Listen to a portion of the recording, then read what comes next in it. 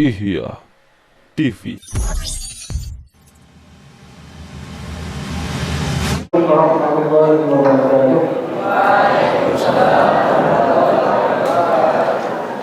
Alhamdulillahirabbil alamin.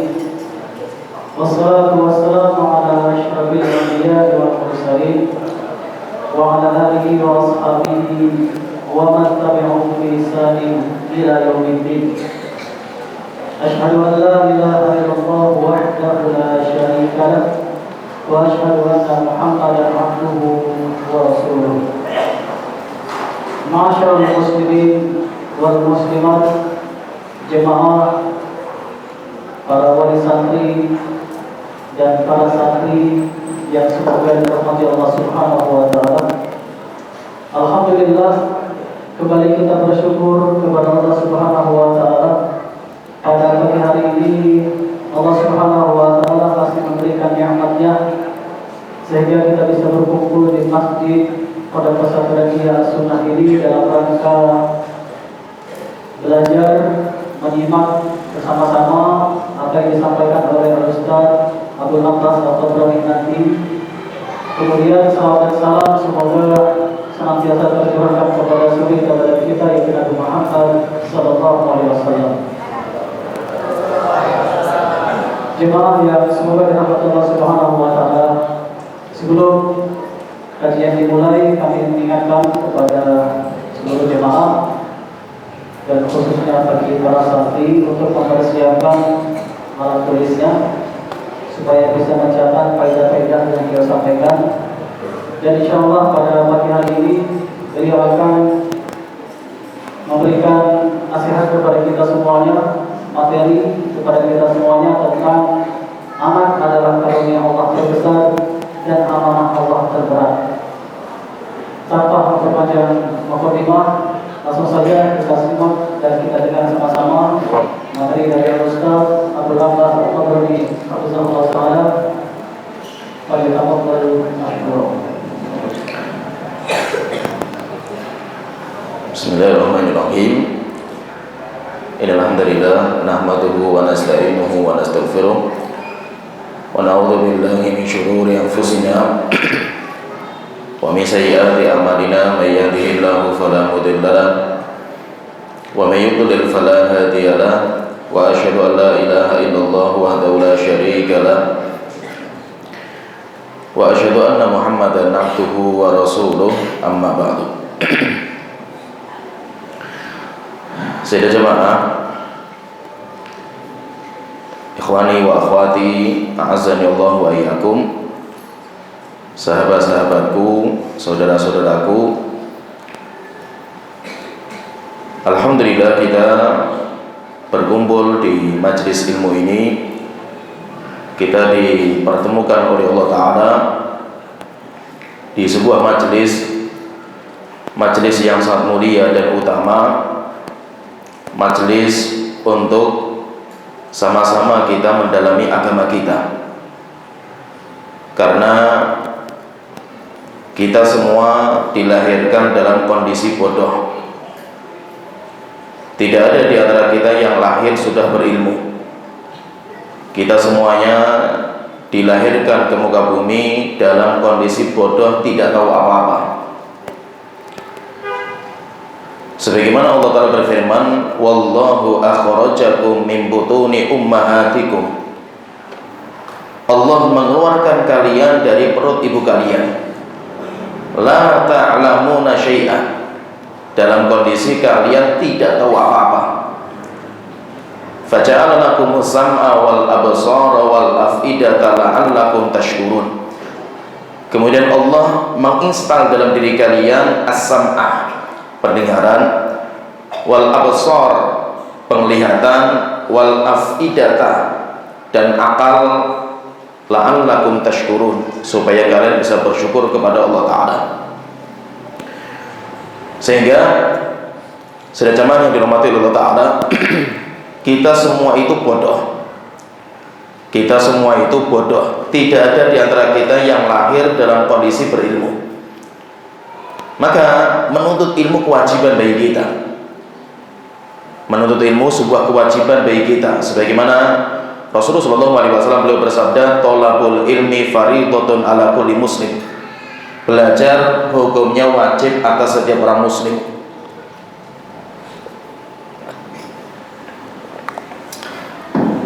Dan kenapa kita itu harus belajar? Karena kebodohan itu penyakit. Kebodohan itu penyakit. Dan bodoh itu merupakan penyakit ganas yang menjadi bawaan kita ketika kita lahir. Semua kita membawa penyakit ini. Dan ini penyakit yang ganas sekali. Maka kita wajib untuk mengobati diri kita. Kita wajib mengobati diri kita. Maka itu Rasulullah SAW beliau mengatakan, fa innama shifa'ul ayyi as-su'al. Sesungguhnya obat, Rasulullah mengatakan obat, shifa'ul ayyi itu bodoh. Obat dari kebodohan itu bertanya. Rasulullah menggambarkan di sini bahwa bodoh itu penyakit dan harus diobati. Obatnya dengan cara apa? Dengan cara kita belajar. Dengan cara kita belajar. Maka itu tidak ada di antara kita itu yang lahir dalam kondisi berilmu. Kita semuanya itu lahir dalam kondisi bodoh, dan bodoh itu penyakit, sehingga kita wajib untuk mengobati penyakit ini. Sampai kapan? Sampai kita meninggal dunia. Ada sebuah cerita Imam Ahmad rahimahullah ta'ala, beliau ketika beliau sudah tua, sampai jenggot beliau basah, sudah putih, maka beliau itu kemana-mana bawanya buku dan pena, sehingga setiap mendapatkan hadis yang baru beliau tulis. Sehingga kemana-mana beliau itu bawanya itu buku. Akhirnya beliau pernah ditanya, wahai Imam Ahmad, ila mata natlubul ilma? Wahai Imam Ahmad, sampai kapan sih kita itu belajar gitu? Maka beliau mengatakan, minal mahbarah ilal maqbarah. Kita belajar sejak dari mahbar. Mahbar itu wadah tinta. Ilal maqbarah, sampai kita meninggal dunia di alam kubur kita. Sehingga kita semuanya harus belajar. Tidak ada kata terlambat dan tidak ada namanya kata selesai. Anda kapanpun harus belajar dan sampai kapanpun. Sampai ada seorang ulama besar, Imam Abdullah bin Mubarak. Beliau ditanya, Imam Abdullah, waktu kapan terbaik untuk belajar? Yaitu kapan sih waktu terbaik untuk belajar itu kapan? Maka beliau mengatakan al-an, hari ini. Hari ini. Jadi belajar itu tidak ada kata terlambat dan tidak akan berakhir. Maka itu pernah suatu ketika sebuah cerita, ketika Umar bin Abdul Aziz rahimahullah ta'ala, beliau diangkat menjadi khalifah, diangkat menjadi Amirul Mukminin. Kebiasaan zaman dulu ketika Amirul Mukminin diangkat, baru diangkat, biasanya datang delegasi dari negara-negara, dari kota-kota datang delegasi untuk mengucapkan kalimat selamat. Masuk rombongan ini, masuk rombongan ini, rombongan ini. Akhirnya masuk sebuah rombongan dari Khurasan.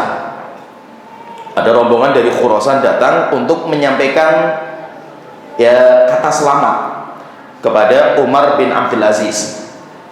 Ketika mereka diizinkan masuk di hadapan Umar bin Abdul Aziz, maka biasanya ada satu yang mewakili untuk berbicara. Tidak semua ngomong. Rombongan ini masuk, tapi ada satu yang maju mewakili untuk ngomong sama Umar bin Abdul Aziz. Rupanya yang mewakili itu adalah anak yang paling kecil dari rombongan itu. Satu rombongan itu yang paling kecil maju sebagai perwakilan. Maka Umar bin Abdul Aziz mengatakan, kabir kabir liyatakallam man huwa akbaru minka sinnan. Yang besar, yang besar. Hendaknya yang mewakili ngomong itu yang lebih tua gitu. Yang paling tua yang ngomong ini. Ini rombongan datang di hadapan pemimpin Amirul Mukminin. Ketika mereka datang, yang mewakili ngomong yang paling kecil malah nih. Makanya belum mengatakan kabir, kabir, hendaknya yang tua yang ngomong ini. Akhirnya anak kecil ini mengatakan sebuah ucapan yang membuat gentar juga hatinya Umar bin Abdul Aziz. Apa kata beliau? Belum mengatakan kata anak ini, ya Amirul Mukminin, Innamal mar'u bi asgharihi. Wahai Amirul Mukminin, seseorang itu harganya berapa, nilainya berapa, takarannya dengan dua anggota badan yang kecil, yaitu apa? Qalbihi wa lisanihi, hatinya dan lisannya. Itu takaran orang itu nilainya berapa, itu dari sini. Fa idza manahallahu 'abdan qalban hafizan wa lisanan natiqan laqad istahaqqal kalam. Kata anak kecil ini mengatakan, wahai Amirul Mukminin, maka kalau Allah memberikan karunia kepada seorang hamba hati yang terjaga, bisa menyimpan ilmu, qalban hafizan wa lisanan natiqan, dan lisan yang cakap untuk berbicara, maka dia layak untuk mewakili pembicaraan. Setelah itu dia mengatakan, laukanal amru bil umri, jika semua perkara itu takarannya umur, yang paling tua, lakana hahuna man huwa ahaqqu bi majlisika minka, di mana saja ada orang yang lebih layak duduk di kursi engkau daripada engkau. Kenapa? Di mana-mana ada yang lebih tua daripada engkau. Umar bin Abdul Aziz ketika mendengar jawaban anak kecil ini takjub, itu luar biasa ini anak ini. Akhirnya beliau membawakan sebuah syair. Syairnya nanti dilanjutkan oleh Imam Syafi'i dalam diwannya, dilanjutkan lagi, tambahannya banyak. Beliau mengatakan, ta'allam falaisal mar'u yuladu aliman falaisa akhu ilmin kaman huwa jahilu wa inna kabiral qaumi la ilma indahu saghirun idzal kaffat alaihil mahafilu. Ta'allam, belajarlah kalian. Falaisal mar'u yuladu aliman, karena seseorang itu tidak dilahirkan dalam kondisi berilmu. Bodoh semua kita ini. Walaysa akhu ilmin kaman huwa jahil, orang yang berilmu beda dengan orang bodoh, jelas sekali perbedaan. Wa inna kabirul qaumi la ilma indahu, tokoh, orang tua, tapi dia tidak punya ilmu, shaghirun idzal taffat alaihil mahafilu, maka ketika di sebuah majelis dia akan menjadi orang yang paling hina. Kenapa? Karena majelis itu siapa yang paling layak untuk berbicara? Orang yang paling berilmu, bukan orang yang tua, bukan orang yang kaya. Nggak ada harganya ketuaan, harta, jabatan, nggak ada harganya ketika kita sudah berada di sebuah majelis. Oleh itu, sudah jamaah yang dihormati Allah Ta'ala, alhamdulillah kita di pagi berkumpul untuk kita pelajari ilmu-ilmu yang masih terluputkan di kita. Dan rupanya ilmu-ilmu yang belum kita pelajari lebih banyak daripada apa yang sudah kita pelajari. Sudah jamaah yang dihormati Allah Ta'ala, pembahasan kita ini berkaitan dengan tugas Anda wahai orang tua. Pembahasan kita ini akan membahas tentang apa sih tugas orang tua itu, apa itu. Kenapa? Fahami ini, ayah dan bunda fahami. Sudah jamaah difahami ucapan saya ini. Banyak di antara kita orang-orang yang siap menjadi suami dan istri, tapi jarang di antara kita yang siap menjadi ayah dan bunda. Fahami ucapan saya ini.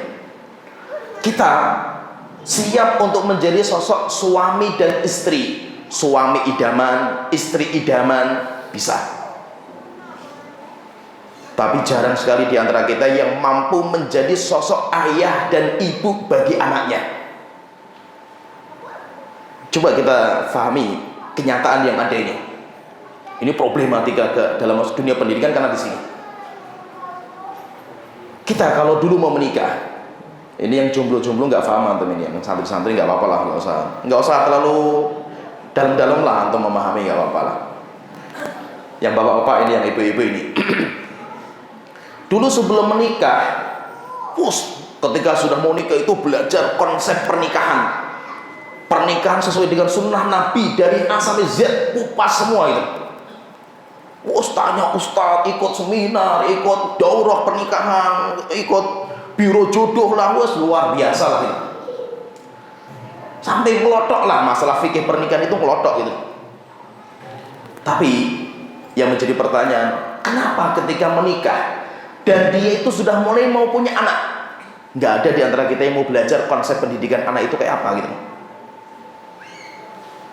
Coba bapak-bapak dan ibu-ibu ini yang sudah dulu ngerasain lah ini. Ketika Anda mau punya anak, pernah nggak Anda itu terpikir, gimana saya mendidik anak nanti ya? Fikihnya gimana cara mendidik anak ini? Nggak seperti semangatnya kita mau menikah gitu. Kenapa? Ini ada masalah apa nih? Padahal, pahami di sini.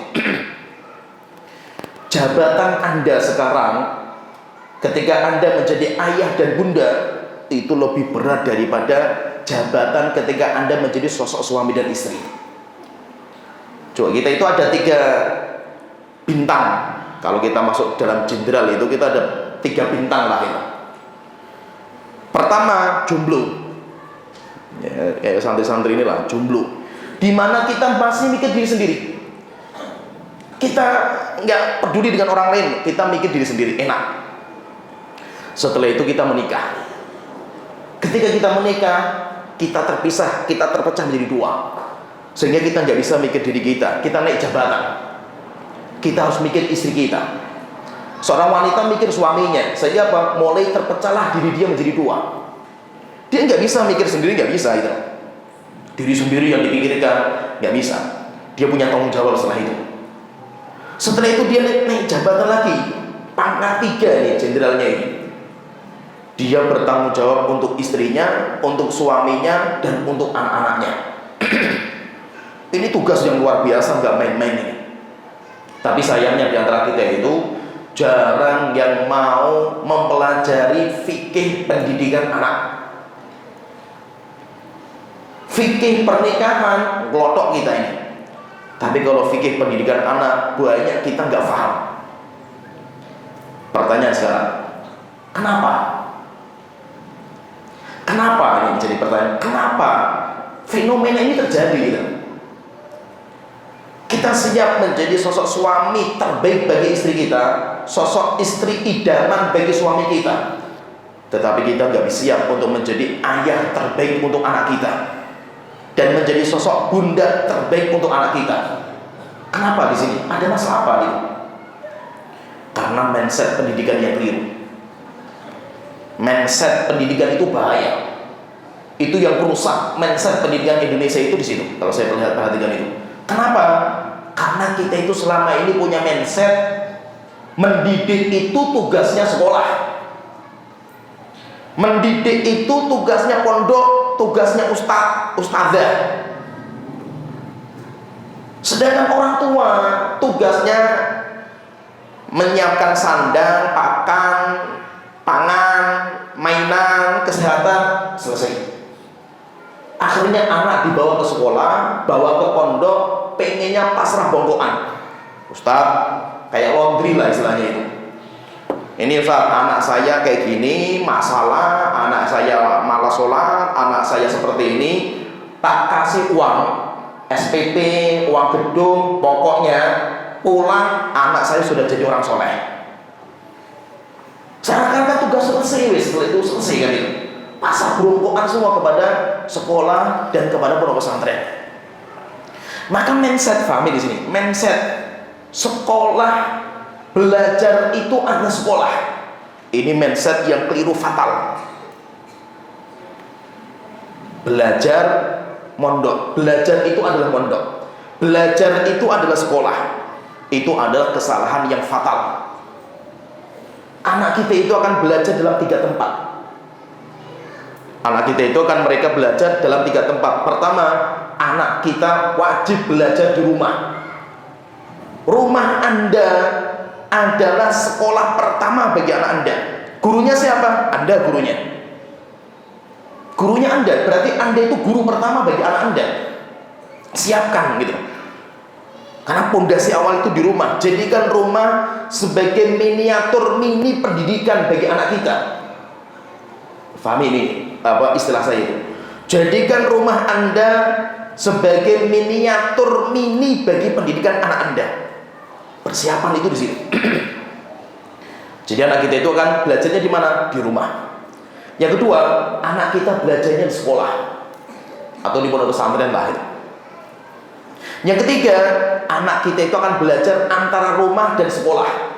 Di mana itu? Di masyarakat. Sehingga jangan sampai kita pahami sekolah itu ya belajar cuma di situ gitu. Bukan. Jangan sampai kita punya mindset belajar itu ya sekolah. Bukan. Sekolah itu hanya salah satu dari tempat belajarnya anak. Sepertiga saja. Sepertiga saja itu. Sisanya untuk rumah, sisanya untuk lingkungan masyarakat. Maka di sini kita akan kupas di sini sidang jamaah yang dirahmati Allah Taala. Apa sih tanggung jawab Anda itu apa wahai orang tua gitu? Tanggung jawab Anda itu apa? Anak Anda itu karunia, nikmat terbesar yang Allah berikan kepada Anda. Tapi amanah ini berat, nggak main-main. Amanah ini berat sekali. Sehingga jangan kira ketika saya sudah punya anak, kemudian saya siapkan sandang, pangan, papan, mainan, kesehatan, tugas saya selesai. Nggak pernah selesai selama Anda masih hidup, hatta sudah menikah. Kalau anak saya sudah menikah, hatta perempuan, saya punya anak perempuan, Ustaz sudah menikah, apakah tanggung jawab saya sudah selesai? Enggak. Selama Anda masih hidup, Anda nggak pernah selesai.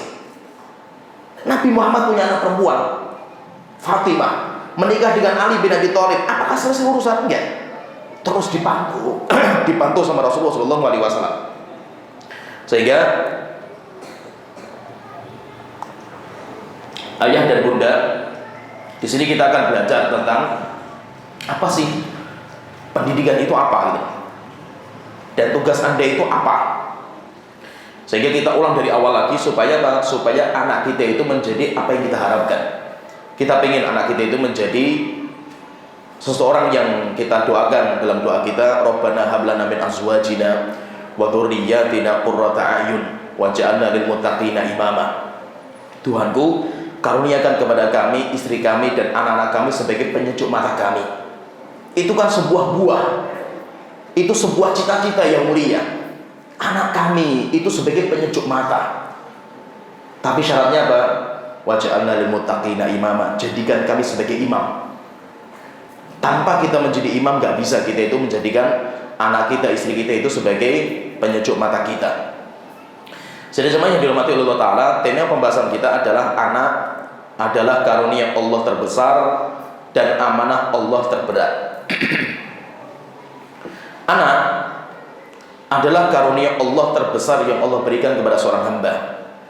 Anda ketika diberikan anak, bersyukurlah Anda, karena penyejuk mata Anda itu sudah Allah berikan kepada Anda. Dan rupanya istri dan suami tidak bisa menjadi penyejuk mata kita. Pahami di sini. Apalagi masih jomblo-jomblo ini, pahami ya. Antum nanti kalau menikah, memang sebelum menikah seakan-akan istri kita itu segalanya. Apalagi kalau istri kita itu kembang desa. Paham ya kembang desa ya? Bukan kembang-kembang yang ditanam itu, bukan gitu. Wanita yang super cantik di mata kita itu. Seakan-akan kalau saya menikah dengan si fulana, si dia, wah bahagia saya. Rupanya, ini fahami ya, karena fahami saja, fahami. Nggak usah direnungkan terlalu dalam. Fahami.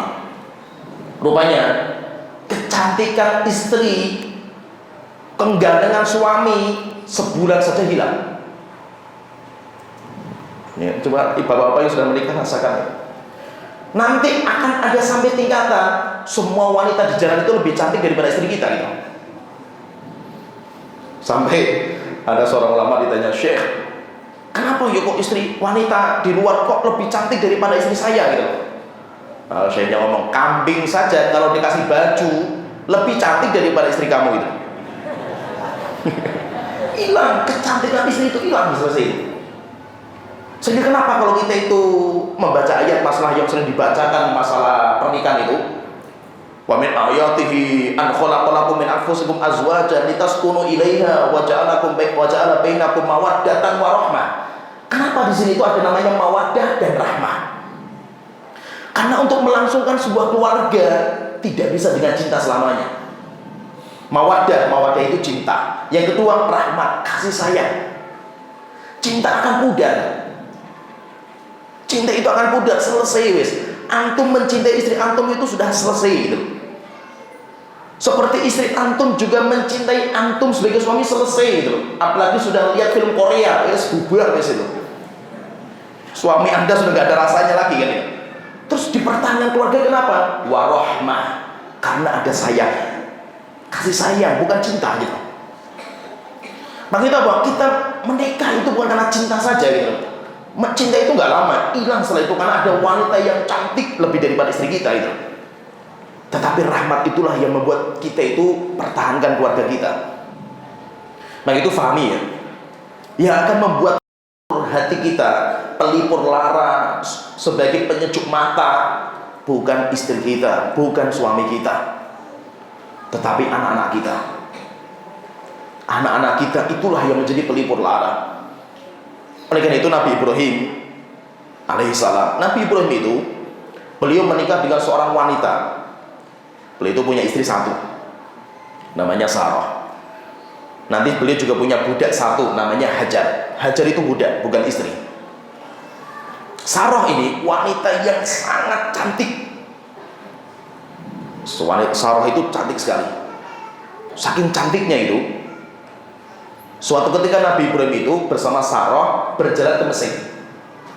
Ketahuan sama Fir'aun. Fir'aunnya zaman Nabi Ibrahim, bukan Fir'aunnya Nabi Musa, beda.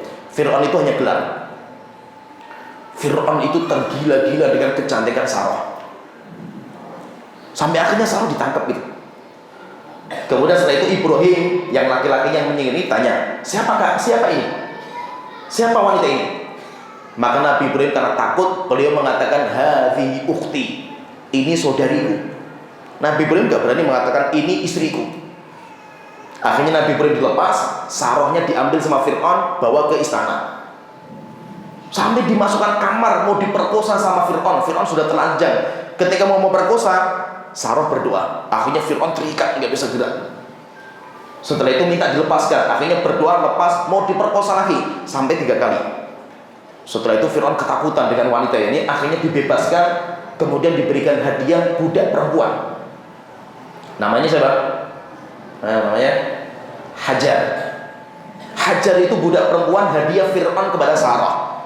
Nanti Sarah memberikan budak itu kepada Nabi Ibrahim. Akhirnya Nabi Ibrahim pulang dari Mesir. Beliau membawa 1 istri, membawa 1 budak perempuan. Nabi Ibrahim ketika beliau itu punya budak, akhirnya dari budak inilah Nabi Ibrahim itu punya anak laki-laki pertama, yaitu Nabi Ismail. Ketika punya anak pertama, cinta kepada Ismail luar biasa Nabi Ibrahim ini. Akhirnya Allah cemburu. Setelah itu disuruh memindahkan Nabi Ismail dan ibunya ke Mekah. Dibawa ke Mekah, setelah itu pulang lagi. Setelah itu datang malaikat. Malaikat dalam wajah laki-laki ganteng. Ke rumahnya Nabi Ibrahim bertamu. Nabi Ibrahim nggak tahu siapa mereka. Akhirnya disuruh masuk. Setelah itu sembelihkan kambing, dimasak, kemudian dihidangkan. Ketika dihidangkan, ini tamu-tamu ini tangannya itu nggak bisa megang makanan gitu. Sampai akhirnya Nabi Ibrahim mengatakan, "Ala takulun, makanlah, makan. Kenapa kalian nggak makan?" gitu. Falamma ra'a aydiyahum la tasilu ilaihim nakirahum. Ketika Nabi Ibrahim itu melihat mereka ini, tamu-tamu ini, tangannya nggak bisa megang makanan. Nakirahum, kaget Nabi Ibrahim, ini siapa ini? Fa'ujasa fihi, kemudian muncul rasa takut gitu. Akhirnya mereka mengatakan, "Wahai Ibrahim, jangan takut, kami malaikat." Baru Nabi Ibrahim tahu, oh kalian malaikat itu. Setelah itu mengatakan, kami di sini membawa 2 misi.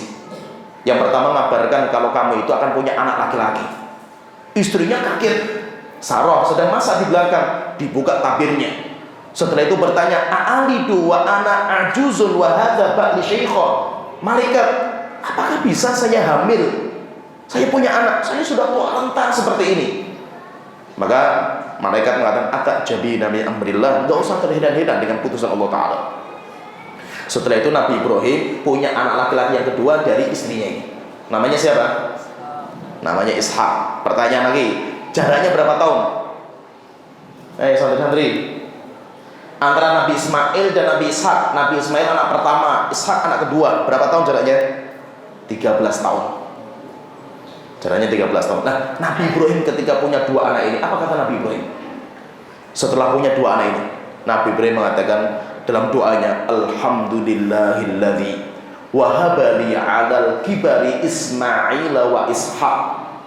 Segala puji bagi Allah Ta'ala yang telah mengaruniakan kepada saya ketika saya sudah tua renta seperti ini, 2 anak, yaitu Nabi Ismail dan Ishak. Inna Rabbi lasami'ud du'a. Sesungguhnya Tuhanku sangat-sangat mendengar doa seorang hamba. Maksudnya apa di sini, pahami ya? Nabi Ibrahim ketika nggak punya anak, Nabi Ibrahim itu gelisah, terus minta sama Allah untuk diberikan anak. Rupanya diberikan ketika umur sudah tua renta. Menunjukkan apa di sini? Fahami di sini. Istri secantik itu tidak bisa menjadi pelipur lara. Istri secantik itu tidak bisa menjadi penyejuk mata. Kita itu butuh penyejuk mata selain wanita, selain suami, selain laki-laki, itu anak kita. Ada cerita juga Nabi yang tidak diberikan anak juga, Nabi Zakaria. Nabi Zakaria itu kasusnya istrinya mandul, rahimnya bermasalah, sehingga Nabi Zakaria itu gak punya anak. Sampai pengennya punya anak Nabi Zakaria itu, maka beliau itu mengasuh Maryam. Jadi nanti hubungannya Nabi Zakaria itu saudaranya Imran. Imran punya anak yang diwakafkan untuk Masjidil Aqsa, namanya Maryam. Ketika Maryam itu dilahirkan, terjadilah sebuah sayembara. Sayembaranya apa? Siapa yang pengen merawat Maryam, ikut sayembara. Sayembaranya setiap orang bawa kayu, tulisin namanya. Kumpulkan, nanti kayu dilempar di sungai. Siapa yang kayunya naik ke atas melawan arus, berarti dia menang. Ketika dilempar, sudah terkumpul banyak orang yang ikut, dilempar, kayunya Nabi Zakaria itu naik ke atas melawan arus, dan itu kan luar biasa, itu mukjizat. Akhirnya Nabi Zakaria menang, sehingga Nabi Zakaria yang merawat Maryam. Itu nanti kalau di bahasa ibu-ibu yang mandul atau yang belum punya anak, biasanya pancingan. Paham nggak pancingan itu? Kalau nggak punya anak, dia ngasuh anak supaya hormonnya itu, ya dia itu hormonnya itu memacu untuk punya anak. Kayak Nabi Zakaria, dia mengasuh Maryam. Sampai akhirnya Nabi Zakaria pun juga punya anak sendiri. Jadi ceritanya gini, ceritanya itu ketika Nabi Zakaria itu pengen sekali punya anak, tidak bisa punya anak karena istrinya rahimnya bermasalah, akhirnya merawat Maryam. Sampai suatu ketika Nabi Zakaria terus berdoa kepada Allah, kemudian dikabulkan. Datanglah malaikat kepada Nabi Zakaria, mengabarkan Nabi Zakaria, kamu nanti akan punya anak. Bingung Nabi Zakaria, wahai malaikat, bagaimana saya bisa punya anak? Rambut saya sudah putih, gitu, bersinar seperti ini, istri saya sudah tua renta, gitu. Akhirnya mengatakan, kamu sudah diputuskan untuk punya anak. Setelah itu Nabi Zakaria tanya, wahai malaikat, tandanya apa kalau saya punya anak? Tandanya kamu 3 hari tidak bisa ngomong. 3 hari tidak bisa ngomong, tanda kalau istri kamu hamil. Sampai Allah Ta'ala berfirman dalam surat Al-Anbiya ayat 89-90. Wa Zakaria idnada rabbahu rabbi la tadharni fardan wa anta khairul warithin. Ingat cerita Zakaria ketika dia terus meminta kepada Allah Ta'ala, rabbi la tadharni fardan wa anta khairul warithin. Ini doa Nabi Zakaria untuk minta anak sama Allah Ta'ala. Rabbi la tadharni fardan, Tuhanku, janganlah engkau jadikan saya hidup sebatang kara. Pertanyaan, istrinya kemana? Istrinya tidak bisa menjadi penyejuk matanya. Tidak bisa, istri itu nggak bisa itu. Wa anta khairul warithin, dan engkau adalah sebaik-baik zat yang mewariskan. Fastajabna lahu, kami kabulkan doanya. Wa wahabna lahu Yahya, kami karuniakan kepada dia anak laki-laki namanya Yahya. Wa aslahna lahu zaujah, dan kami perbaiki istrinya. Maksudnya apa? Rahimnya yang awalnya mandul, karena berdoa terus kepada Allah Ta'ala, sampai akhirnya istrinya itu bisa punya anak. Nah itu, kita yang punya anak itu bersyukur kepada Allah Ta'ala, itu karunia besar yang Allah berikan kepada kita. Maka manusia itu nanti, mereka itu nanti terbagi menjadi 4 dalam masalah anak. Dalam masalah anak, ada yang diberikan anak laki-laki saja, ada yang diberikan anak perempuan saja, ada yang diberikan anak laki-laki dan perempuan dicampur sama Allah Ta'ala, dan ada yang nggak punya anak. Entah dia mandul, rahimnya bermasalah, atau memang nggak diberikan anak gitu. Walaupun nggak ada masalah di rahimnya gitu, suami istri nggak ada masalah gitu, secara biologisnya itu, tapi nggak punya anak gitu. Sebagaimana Allah Ta'ala berfirman dalam surat Asy-Syura ayat 49 sampai 50. Allah Ta'ala berfirman, lillahi mulkus samawati wal ard. Kepemilikan Allah, kekuasaan langit dan bumi. Yakhluqu ma yasha. Allah menciptakan apa saja yang Allah kehendaki. Setelah itu Allah sebutkan ada 4 golongan. Yahabu liman yasha'u inatha. Allah akan memberikan karunia kepada siapa yang Allah kehendaki anak perempuan. Ada yang dikasih 1, 2, 3, 4 anak, semuanya perempuan semua itu. Wa yahabu liman yasha'u dzukur. Ada juga yang dikasih anak laki-laki semua. Au yuzawwijuhum dzukranan wa inatha. Ada juga yang dicampur sama Allah Ta'ala. Ada orang punya anak laki-laki perempuan. Wa yaj'alu may yasha'u aqima. Ada juga orang yang dijadikan mandul, enggak punya anak, walaupun bukan rahimnya itu bermasalah, enggak gitu. Saya punya jamaah, suaminya dokter terkenal, istrinya dokter terkenal, sama-sama dokter dan enggak ada masalah gitu. Enggak punya anak. Innahu alimun qadir. Allah Maha mengetahui dan Allah Maha mampu. Intinya di sini sudah jamaah yang dirahmati Allah Ta'ala, anak Anda itu karunia terbesar yang Allah berikan kepada Anda. Berarti apa? Ketika anak itu masih ada, Anda punya anak, berarti aset pencetak amal soleh itu ada. Jadi anak itu kayak mesin pencetak amal. Kalau misalkan BI itu punya mesin pencetak uang, kita punya mesin pencetak amal. Siapa itu? Anak kita. Sampai Allah Ta'ala mengatakan yaitu tentang anak. Anak itu termasuk kasab kita, usaha kita. Inna auladakum min kasbikum. Anak kalian itu termasuk hasil usaha kalian. Sehingga anak beramal soleh apa saja, pahalanya sampai ke orang tua, enggak usah dihadiahkan. Nah itu Rasulullah mengatakan, idza mata ibnu Adam, jika seseorang meninggal dunia, in qata amaluhu illa min thalathin. Semua amalnya terputus kecuali 3. Shadaqatin jariyah, sedekah jariyah, wa ilmin yuntafa bihi, ilmu yang dimanfaatkan, wa waladin sholihin yad'ulahu, anak soleh yang mendoakan. Berarti anak soleh itu kayak amal yang tidak terputus. Dan kata para ulama, 3-tiganya ini, 3 amal ini, sedekah jariyah, ilmu yang dimanfaatkan, anak yang soleh, berkumpul dalam satu pekerjaan. Yaitu siapa itu? Pendidik. Seorang ustadz, seorang pengajar, itu punya 3-tiganya. Dan gak ada yang punya 3-tiganya kecuali hanya ustadz, kecuali hanya pendidik guru yang bisa menggabungkan 3-tiganya ini. Ada sebuah cerita, sebuah hadis yang saya juga. Ada seseorang ketika dia meninggal dunia, dia diazab.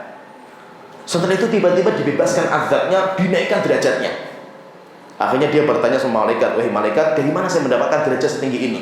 Maka malaikat mengatakan, bistighfari waladika, karena anak kamu memintakan doa pengampunan kepada kamu. Sehingga Masya Allah, Anda punya anak itu aset luar biasa, aset yang paling mahal, harus kita jaga sebaik-baiknya gitu. Nah terus bagaimana? Sekarang pertanyaannya, paham? Kita sudah paham poin pertama yang kita bahas, anak adalah karunia terbesar. Nah kita sudah paham ini. Berarti anak itu karunia terbesar yang Allah Ta'ala berikan kepada kita. Sekarang terus bagaimana kita menjaganya itu kayak apa ini? Maka perlu kita pahami, sidang jamaah yang dirahmati Allah Ta'ala, Allah itu tidak mungkin menciptakan anak kita itu sebagai produk gagal. Allah menciptakan anak kita itu sudah terbaik, tidak mungkin gagal. Maka Allah itu sebaik zat dalam menciptakan. Sebagaimana Allah Ta'ala berfirman dalam surat Tin ayat ke-4, laqad khalaqnal insana fi ahsani taqwim. Kami telah menciptakan manusia dalam bentuk yang paling terbaik. Termasuk anak kita. Anak kita itu terbaik bentuknya. Dan takwim, kata para ulama, takwim bentuk yang terbaik itu ada 2. Takwim zahiri, bentuk yang nampak, fisiknya anak kita. Masya Allah, kita pandang anak kita itu indah sekali, melebihi binatang. Anak kita indah sekali, matanya, hidungnya, mulutnya, tangannya, kakinya itu sudah sangat-sangat sempurna. Kemudian kedua, ada takwim batini, takwim bentuk secara zahir, casing. Kemudian kedua, bentuk secara dalaman, karakter yang dibawa, yaitu apa? Karakter, sifat bawaan, fitrah yang Allah install dalam diri anak kita, dan itu sangat luar biasa. Berarti apa? Berarti anak kita itu, pahami ya, zahirnya bagus, dalamnya juga bagus. Fisiknya bagus, karakternya juga sudah Allah tafsirkan bagus. Kenapa? Karena Allah itu sebaik zat dalam menciptakan. Kita nggak bicara masalah zahirnya. Zahirnya kita sudah paham lah ya. Bagaimana kehebatan Allah dalam menciptakan mata, hidung, mulut, itu sudah luar biasa lah, kita semuanya paham. Tapi akan kita bicarakan itu bagaimana kita itu memahami anak tentang isi dalamnya, bukan casingnya. Anak yang Allah ciptakan itu rupanya mereka itu membawa karakter bawaan yang sangat mulia. Dan itu sudah Allah siapkan. Allah sudah siapkan. Maka itu setiap anak yang dilahirkan pasti dilahirkan di atas fitrah. Setiap anak yang dilahirkan itu pasti dia membawa fitrah. Fitrah itu sudah diinstal. Setiap anak lahir pasti punya. Anda nggak usah mengusahakan. Sudah enak sekali Anda itu. Anda itu tinggal merawat saja lah itu. Anda tinggal menjaga. Coba misalnya kayak HP misalnya.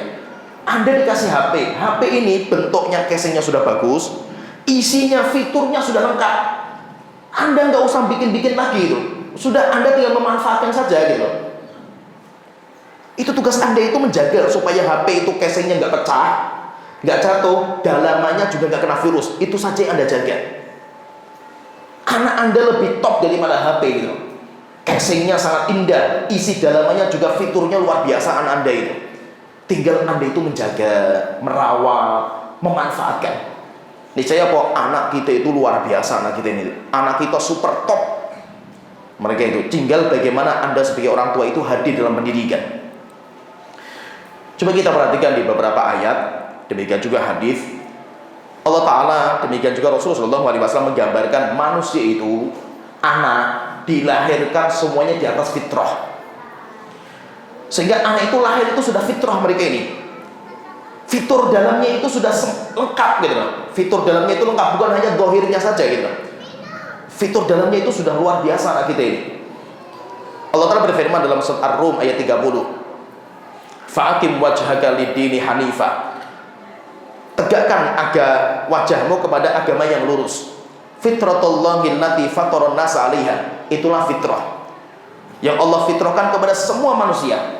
La tabdila li khalqillah. Enggak ada perubahan dalam fitrah Allah Ta'ala. Dzalika dinul qayyim, itulah agama yang lurus. Walakinna aktsarun nasi la ya'lamun. Tetapi kebanyakan manusia mereka tidak mengetahui. Di sini Allah Ta'ala menyebutkan bahwa semua anak, semua manusia difitrahkan di atas agama yang lurus. Sehingga anak kita itu sudah lurus agamanya. Tinggal Anda jaga saja gitu, Anda jaga. Anda nggak usah memalingkan wajahnya, nak ke sana, enggak. Anak kita sudah menuju kepada Allah Ta'ala. Tinggal Anda itu merawat, menjaganya saja itu, supaya tidak ada pengaruh luar yang merusak fitrahnya anak kita ini. Maka Allah Ta'ala mengatakan, fa'akim wajhaka, tegakkan atau hadapkan wajah kamu menuju Allah Ta'ala. Itu fitrah itu. Maksudnya apa? Semua anak kita itu pengen menuju kepada Allah Ta'ala. Nggak usah Anda itu susah-susah memalingkan, mendorong. Enggak, Anda jaga saja, Anda rawat saja, Anda awas saja. Tugas Anda sebagai orang tua itu seperti itu. Rasulullah SAW bersabda dalam hadis sahih dikeluarkan oleh Imam Muslim. Allah Ta'ala berfirman dalam hadis qudsi, inni khalaqtu ibadi hunafa kullahum. Aku, kata Allah Ta'ala, aku menciptakan semua hambaku dalam kondisi hanif, lurus. Wa innahum atadhumus syayatin. Kemudian datang syaitan. Kenapa? Karena orang tua nggak bisa menjaga gitu. Anak kita itu sudah lurus, tapi orang tuanya nggak bisa menjaga. Akhirnya apa? Datang syaitan untuk menyesatkan anak kita. Fajtalathum an dinihim. Akhirnya syaitan berhasil menyesatkan mereka dari jalan yang benar. Wa harramat alaihim ma ahlaltu lahum. Akhirnya syaitan bisa berhasil mengharamkan bagi mereka apa-apa yang Allah halalkan. Wa amarathum ayyushriku bima lam unzil bihi sultana. Dan syaitan berhasil memerintahkan mereka untuk berbuat kesyirikan yang tidak pernah saya turunkan.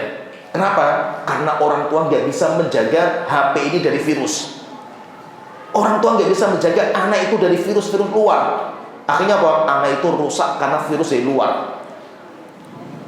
Rasulullah SAW juga beliau bersabda dalam hadis dikeluarkan oleh Imam Bukhari, Ma min mauludin illa yuladu 'alal fitrah.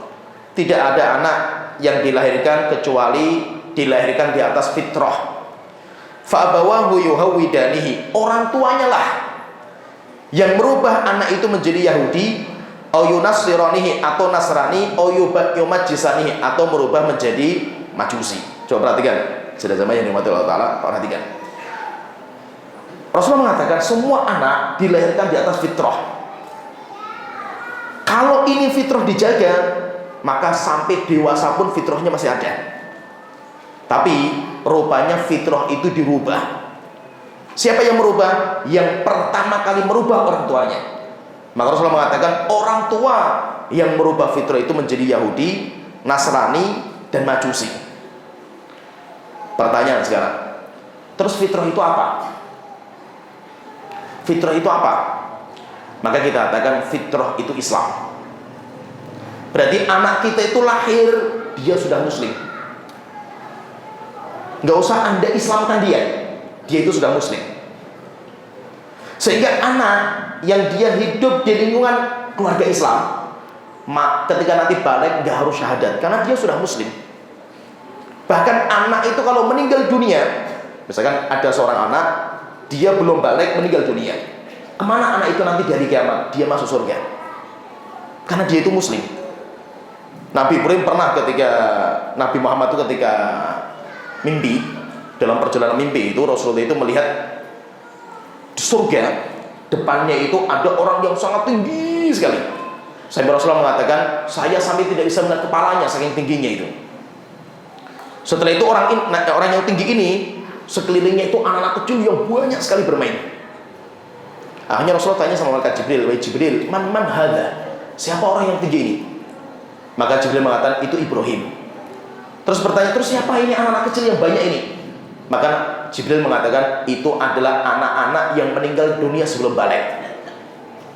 Setelah itu Rasul ditanya sama para sahabat, "Ya Rasulullah, wa auladul musyrikin, apakah juga anak-anak yang berkumpul ini anak-anaknya orang musyrik ya Rasulullah, yang meninggal dunia sebelum balik?"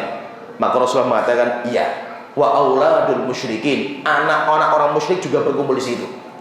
Berarti apa? Fahami di sini ya, saudara jamaah. Anak itu kalau meninggal sebelum balik, mereka itu masuk surga gitu. Kenapa? Karena anak kita itu bawa fitrah. Anak kita bukan botol kosong, nggak ada isinya. Anak kita itu lahir sudah bawa isi. Isinya apa? Fitrah itulah yang dimiliki sama anak kita. Nah itu apa? Kita perlu bersyukur ketika Allah memberikan hadiah kepada kita sebuah anak. Seorang anak di mana anak itu casingnya indah, demikian juga karakter bawaannya itu indah, fitrah sudah ada dalam dirinya. Sehingga apa? Anda tidak usah pusing-pusing menginstal, karena sudah Allah install. Allah sudah menginstal dalam diri anak itu sesuatu yang luar biasa. Dia akan berjuang sendiri anak ini. Anak akan menuju kepada kesempurnaan sendirinya tanpa bantuan dari orang tuanya.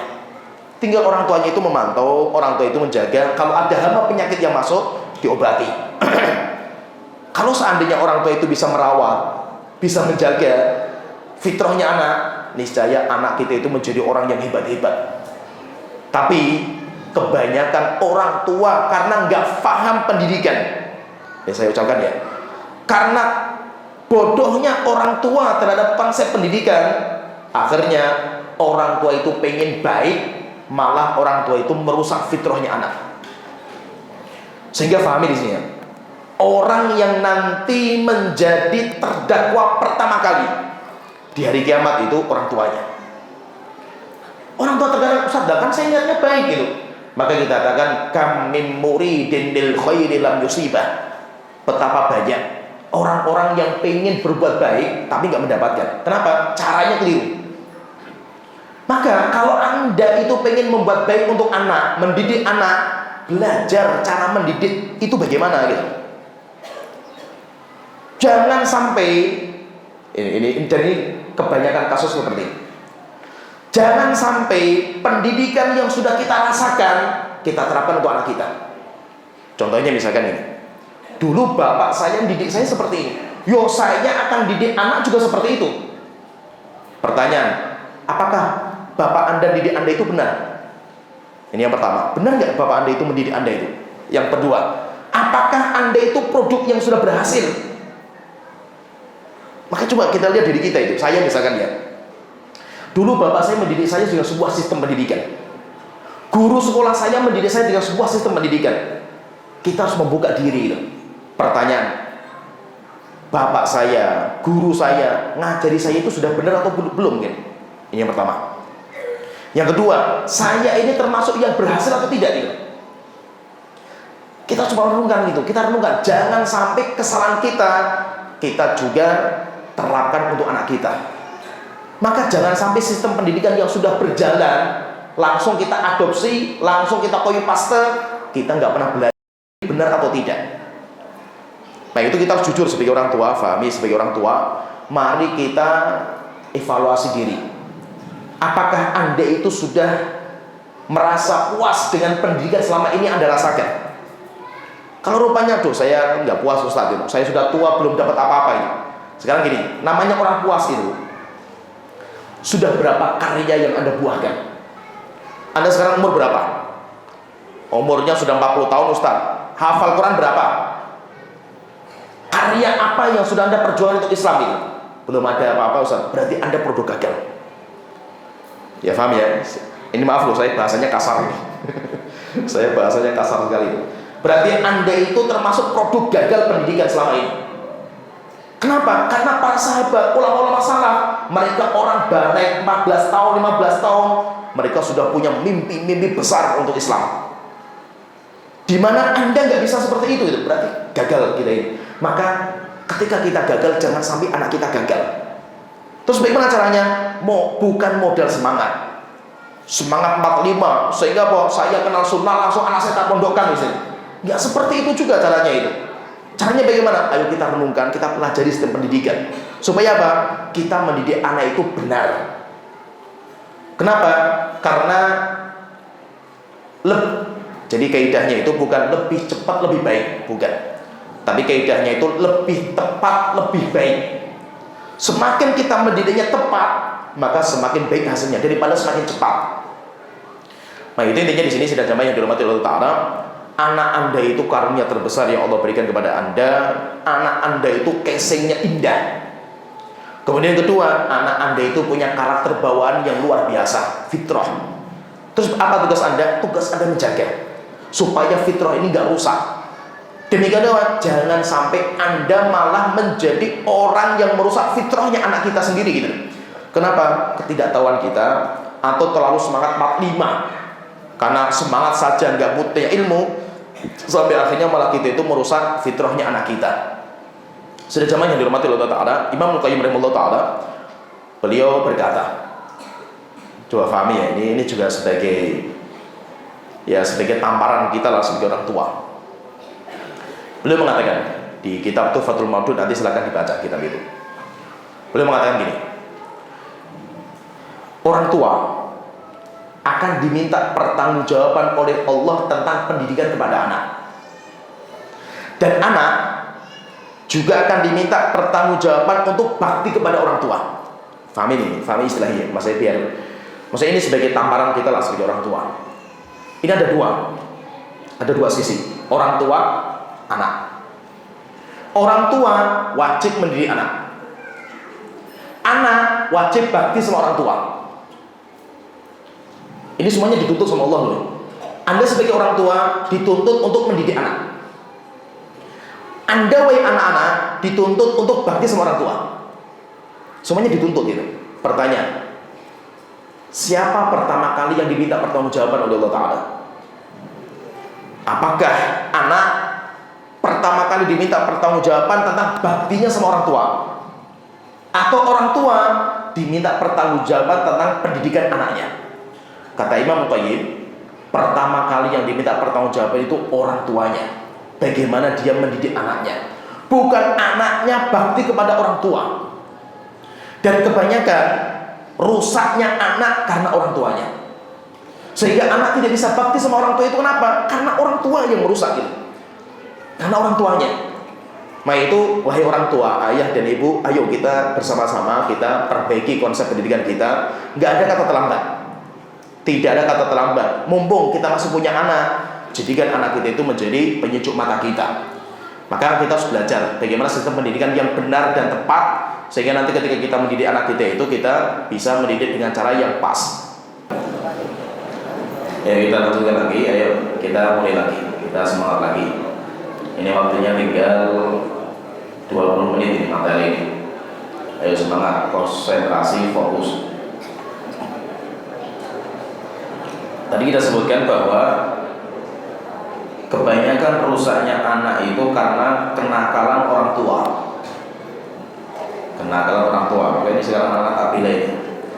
Anak-anak tabila ini. Jadi sering lafaz kenakalan itu dialamatkan kepada anak. Kenakalan anak, kenakalan remaja. Padahal kenakalan mereka itu buah dari kenakalan orang tuanya. Sehingga perlu sekarang itu dibuat sebuah tema, kenakalan orang tua. Sehingga perlu juga dibuat sekolah, namanya bukan sekolah anak, sekolah orang tua. Kenapa? Karena yang layak untuk sekolah itu orang tuanya dulu gitu. Yang membuat nakalnya anak itu karena kenakalan orang tuanya itu. Jadi orang tua itu ibaratnya kayak bahasa kasarnya, maaf ya, sumber masalah pendidikan. Orang tua itu sumber masalah pendidikan. Jadi hampir semua problematika pendidikan semua letaknya di orang tua, hampir semua itu. Kenapa? Karena orang tua yang acuh, orang tua yang cuek, orang tua yang nggak peduli, orang tua yang nggak mau tahu, ini yang bahaya. Ini yang bahaya. Kenapa? Karena ini nggak main-main nih. Anak kita itu amanah berat, nggak main-main. Imam Al-Qayyim rahimahullah ta'ala beliau mengatakan, saya baca ucapan beliau, fahami ini, wahai ayah, hati-hati, fahami ucapan saya ini. Beliau mengatakan di kitab Tuhfatul Maudud juga. Beliau mengatakan wa aktsarul aulad innama jaa fasaduhum min qibalil aba. Mayoritas anak rusaknya mereka karena pengaruh orang tuanya. Wa ihmalihim lahum, karena orang tua itu cuek. Wa tarki ta'limihim faraiduddin wa sunanahu, dan orang tua enggak peduli untuk mengajari mereka tentang agama mereka. Fa'adha'uhum sigharan, akhirnya orang tua itu menyanyiakan anak ketika anak masih kecil. Falam yantafi'u bi anfusihim wa lam yanfa'u aba'uhum kibaran, akhirnya anak ini ketika dewasa enggak bisa memberikan manfaat untuk dirinya sendiri dan orang tuanya. Akhirnya apa? Durhaka sama orang tua. Bahkan nanti orang tua akan menganggap anak itu sampah masyarakat. Kenapa? Karena Anda wahai orang tua. Kama ataba ba'dhum waladahu 'alal uquq. Sebagaimana cerita, kata beliau menyebutkan cerita. Ada seorang anak durhaka sama orang tua ketika orang tua sudah tua renta. Akhirnya anaknya ditegur, "Nak, kenapa kamu nggak bisa bakti sama saya gitu? Ketika saya sudah tua seperti ini." Apa kata anaknya? Beliau mengatakan, "Ya abati, bapakku, aqaqtani saghiran, engkau durhaka sama saya ketika saya masih kecil. Fa'aqaqtuka kabiran, akhirnya buahnya saya durhaka kepada engkau ketika engkau sudah tua renta. Wa adhaqtani walidan wa fa'adhaqtuka syaikhan, engkau dulu menyanyiakan saya ketika saya masih kecil, sekarang ganjarannya saya akan sia-siakan kamu wahai bapakku ketika kamu sudah tua renta." Sehingga sumber masalah pendidikan itu di orang tua. Maka itu ya di sini kita intinya di sini ya bahasa kasarnya lah, bapak-bapak sedang tak pecuti di sini itu. Ya, maaf ya ini bahasanya itu. Marilah kita itu mulailah sadar bapak dan ibu, ini amanah nggak main-main. Anda itu orang yang Allah langsung titipi amanah. Sedangkan sekolah, pondok pesantren seperti pondok pesantren Ihya Sunnah ini, itu adalah tempat amanah titipan Anda wahai orang tua. Coba perhatian nih, di sini pahami. Allah menitipkan amanah anak kepada Anda wahai orang tua. Orang tua melempar ke sekolah. Sekolah bertanggung jawab nggak? Iya, karena itu amanah. Tapi amanahnya sekolah, pondok untuk merawat anak Anda, karena pondok dan sekolah dititipi Anda wahai orang tua. Sedangkan Anda yang menitipi Allah langsung, amanahnya sama Allah Anda itu. Teken kontraknya Anda itu sama Allah ya. Sehingga apa? Ketika Anda itu nggak menjalankan amanah ini, langsung Allah masalahnya itu. Sedangkan kalau sekolah dan pondok pesantren, kalau mereka melanggar amanah, amanahnya sama orang tua, bukan kepada Allah Ta'ala. Sehingga apa? Sehingga fahami, anak Anda itu butuh Anda, wahai orang tua, melebihi butuhnya sekolah dan pondok pesantren. Allah menciptakan anak seperti misalkan ya, saya punya HP misalkan ya, HP yang super mahal misalkan ini, yang iPhone yang terbaru misalkan ya. Saya mau berenang misalkan, atau saya mau keluar kota, saya mau nitipkan kepada siapa ini? Pasti akan saya cari orang yang paling bisa menjaga HP saya itu. Nggak sembarangan, karena ini HP paling mahal gitu. Saya akan titipkan kepada orang yang paling bisa menjaga amanah itu. Demikian juga Allah Ta'ala. Allah menciptakan anak Anda sangat luar biasa. Allah itu mencari siapa yang paling layak untuk merawatnya. Rupanya pilihan Allah itu jatuh kepada Anda, bukan kepada sekolah, bukan kepada guru, bukan kepada ustazah. Sehingga apa? Anda itu pilihan Allah, sedangkan sekolah dan pondok pilihan Anda yang bisa meleset. Tapi kalau pilihan Allah tidak mungkin meleset. Maka itu ayah dan bunda, anak Anda lebih butuh Anda daripada sekolah, daripada pondok pesantren. Terus bagaimana caranya? Ayo kita bersama-sama ikut andil dalam pendidikan. Ustaz, lah anak saya sudah di pondok, hatta di pondok. Hatta walaupun anak Anda sudah menikah, bukan berarti tanggung jawab Anda selesai itu, bukan. Sehingga apa? Sehingga mari orang tua, ayo kita itu bekerja sama dalam mendidik anak kita. Kalau seandainya Anda sekarang menitipkan anak ke pondok, kerjasama dengan pondok. Sehingga apa? Kerjasama, datang ke pondok, diskusi gimana perkembangan anak saya, Ustaz, masalahnya apa. Ketika ada anak bermasalah, jangan Anda menyalahkan pondok pesantren. Kalau di pondok saya nggak seperti itu. Pondok pesantren tak marahi bapaknya itu, bukan pondoknya dimarahi kan itu. Sehingga apa? Sehingga ketika anak itu bermasalah, bukan orang tua yang menyalahkan sekolah, Anda yang diminta pertanggungjawaban di hadapan Allah Ta'ala. Allah nggak minta pertanggungjawaban sekolah ketika rusak anak Anda itu. Allah tidak pernah menyalahkan HP ketika anak menjadi pecandu HP. Tetapi yang diminta pertanggungjawaban itu orang tuanya. Mana orang tuanya? Sehingga apa? Sehingga Anda punya anak 1, 2, 3, tanggung jawab Anda luar biasa beratnya itu. Maka itu apa? Kerjasama. Mari kita bersama-sama dengan pihak sekolah, pihak pondok pesantren, kita bersama-sama membangun anak kita menjadi orang yang hebat. Kenapa? Karena mereka butuh Anda. Mereka butuh Anda. Sampai saya itu ya cerita ya di pondok saya itu ya. Terkadang kita itu anak santri sudah kita nasihati, sudah kita semangati, gak bisa juga. Sampai kita itu sudah istilahnya mulut kita itu sampai berbusa lah ngomong itu. Akhirnya terakhir apa? Panggil bapaknya, Pak sini, ini anak bapak nasihati. Kalau memang suruh keluar, bawa keluar dulu dari pondok, tolong dinasihati. Pokoknya tahu jadi, nanti bawa ke pondok sudah semangat dia. Kalau tidak, bapaknya tak marahi. Ini, kalau di pondok saya seperti itu. Sehingga saya biasa marah kepada orang tua itu, biasa saya itu. Kenapa? Karena ini bukan tanggung jawab saya. Saya punya anak. Ustadz di sini juga punya keluarga gitu. Anda menitipkan anak Anda di mana Ustadz punya anak juga gitu. Maka apa? Kalau Anda itu terima bongkoan, saya nggak peduli. Yang penting anak saya jadi anak soleh, saya bayar. Kita sekolah bukan laundry gitu loh di sini itu. Ya.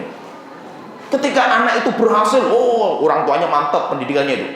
Ketika anak rusak, sekolah yang disalahkan gitu. Sehingga apa? Orang tua, ayo kita hadirlah pendidikan itu.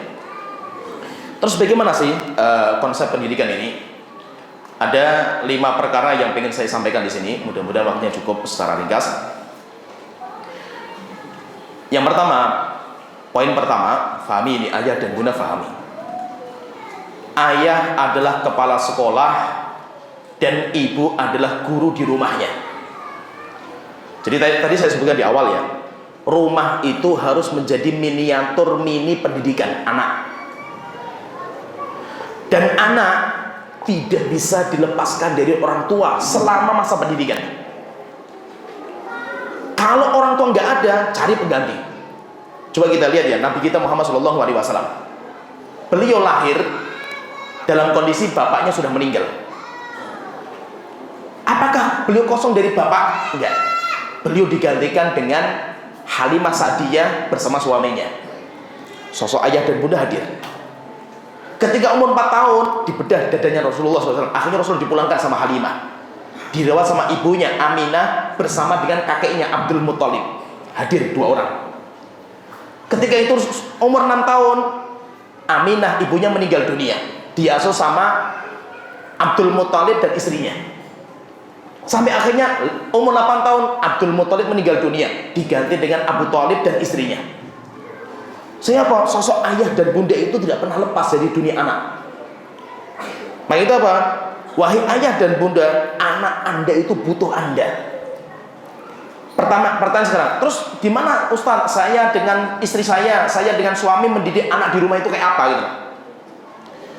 Maka rumah itu sekolahan. Sekolahan itu butuh kepala sekolah, sekolahan itu butuh guru.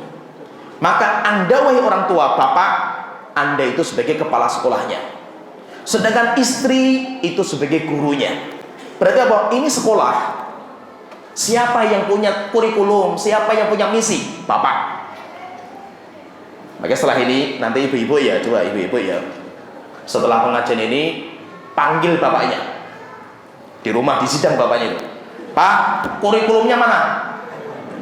Oke, ngajar nggak ada kurikulum, mau dibawa kemana ini sekolah kita ini? Wes sembuh bu, wes terserah ibu itu. Enggak, pokoknya bapak kepala sekolah ini. Saya kurikulum mau dibawa kemana? Rumah ini mau dibawa kemana? Anak mau diapain? Itu yang punya misi adalah bapaknya. Anda punya misi, tunjukkan kepada ibunya. Ini loh, saya pengen kayak gini, anak saya kayak gini, kayak gini. Oke, nanti ibu yang menjalankan. Ibu yang akan menjalankan. Kenapa? Ibu itu guru yang akan menjalankan kurikulum dari kepala sekolah. Ini yang pertama, peran pertama. Kayak itu apa? Namanya kepala sekolah sama guru harus, maksudnya itu harus rekat gitu hubungannya itu. Diskusi, rapat, itu terus nggak pernah selesai gitu. Nah itu apa? Kalau saya sama istri saya itu, saya sering, misalnya saya punya konsep ini untuk anak saya ya. Panggil saya ini, di sini. Saya pengen anak saya itu kayak gini. Gimana? Setuju nggak? Debat. Oh nggak bisa. Der. Oke, setuju. Jalan. 1 pekan lagi kita evaluasi. Gimana hasilnya? Jadi apa? Ini rumah ini kayak sekolah gitu. Rumah itu sekolah, sehingga anak dipantau. Bagaimana perkembangan anak itu dipantau? Siapa yang memantau, yang mengevaluasi? Bapak. Jangan semuanya bongkokan kepada ibunya gitu. Pasrah semuanya di ibunya. Rusak anak kita itu kalau seperti itu. Ini yang pertama, poin yang pertama. Jadi bapak harus terlibat karena bapak kepala sekolah.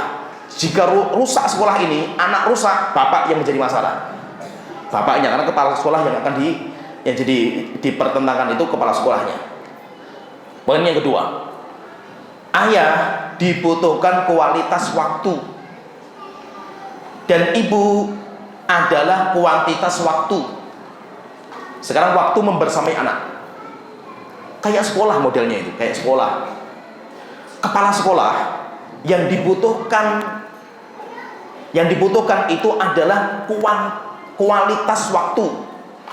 Enggak membersamai terus anaknya, tapi setiap ada pendidikan masuk, setiap ada konsep ada, setiap ada dia diskusi, setiap ada dia menyampaikan nasihat, itu namanya ayah. Sedangkan ibu yang dibutuhkan adalah kuantitas waktu, membersamai anak yang lama durasinya. Jadi pahami di sini ya. Jangan sampai kebalik. Istrinya yang kerja, bapaknya yang di rumah. Keliru. Kenapa? Karena yang membersamai anak itu ibunya. Terus bapaknya itu apa kerjanya? Bapaknya kalau pulang, mana? Apa laporan pendidikannya gimana, Bu? Sampai di mana anak kita? Ini gimana? Kalau butuh dinasihati, nasihati anaknya. Setelah itu apa? Bapaknya pergi lagi kerja lagi. Datang lagi, konsepnya gimana? Ada masalah apa di anak kita?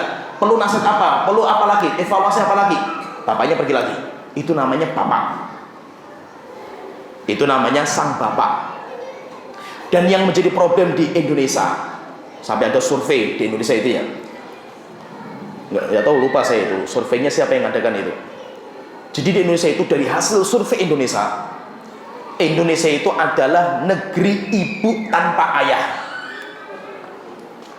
Negeri ibu tanpa ayah. Kenapa? Semua yang mendidik anak kita itu perempuan. Di rumah ibu ketemu sama ibu terus, bapak nggak pernah hadir.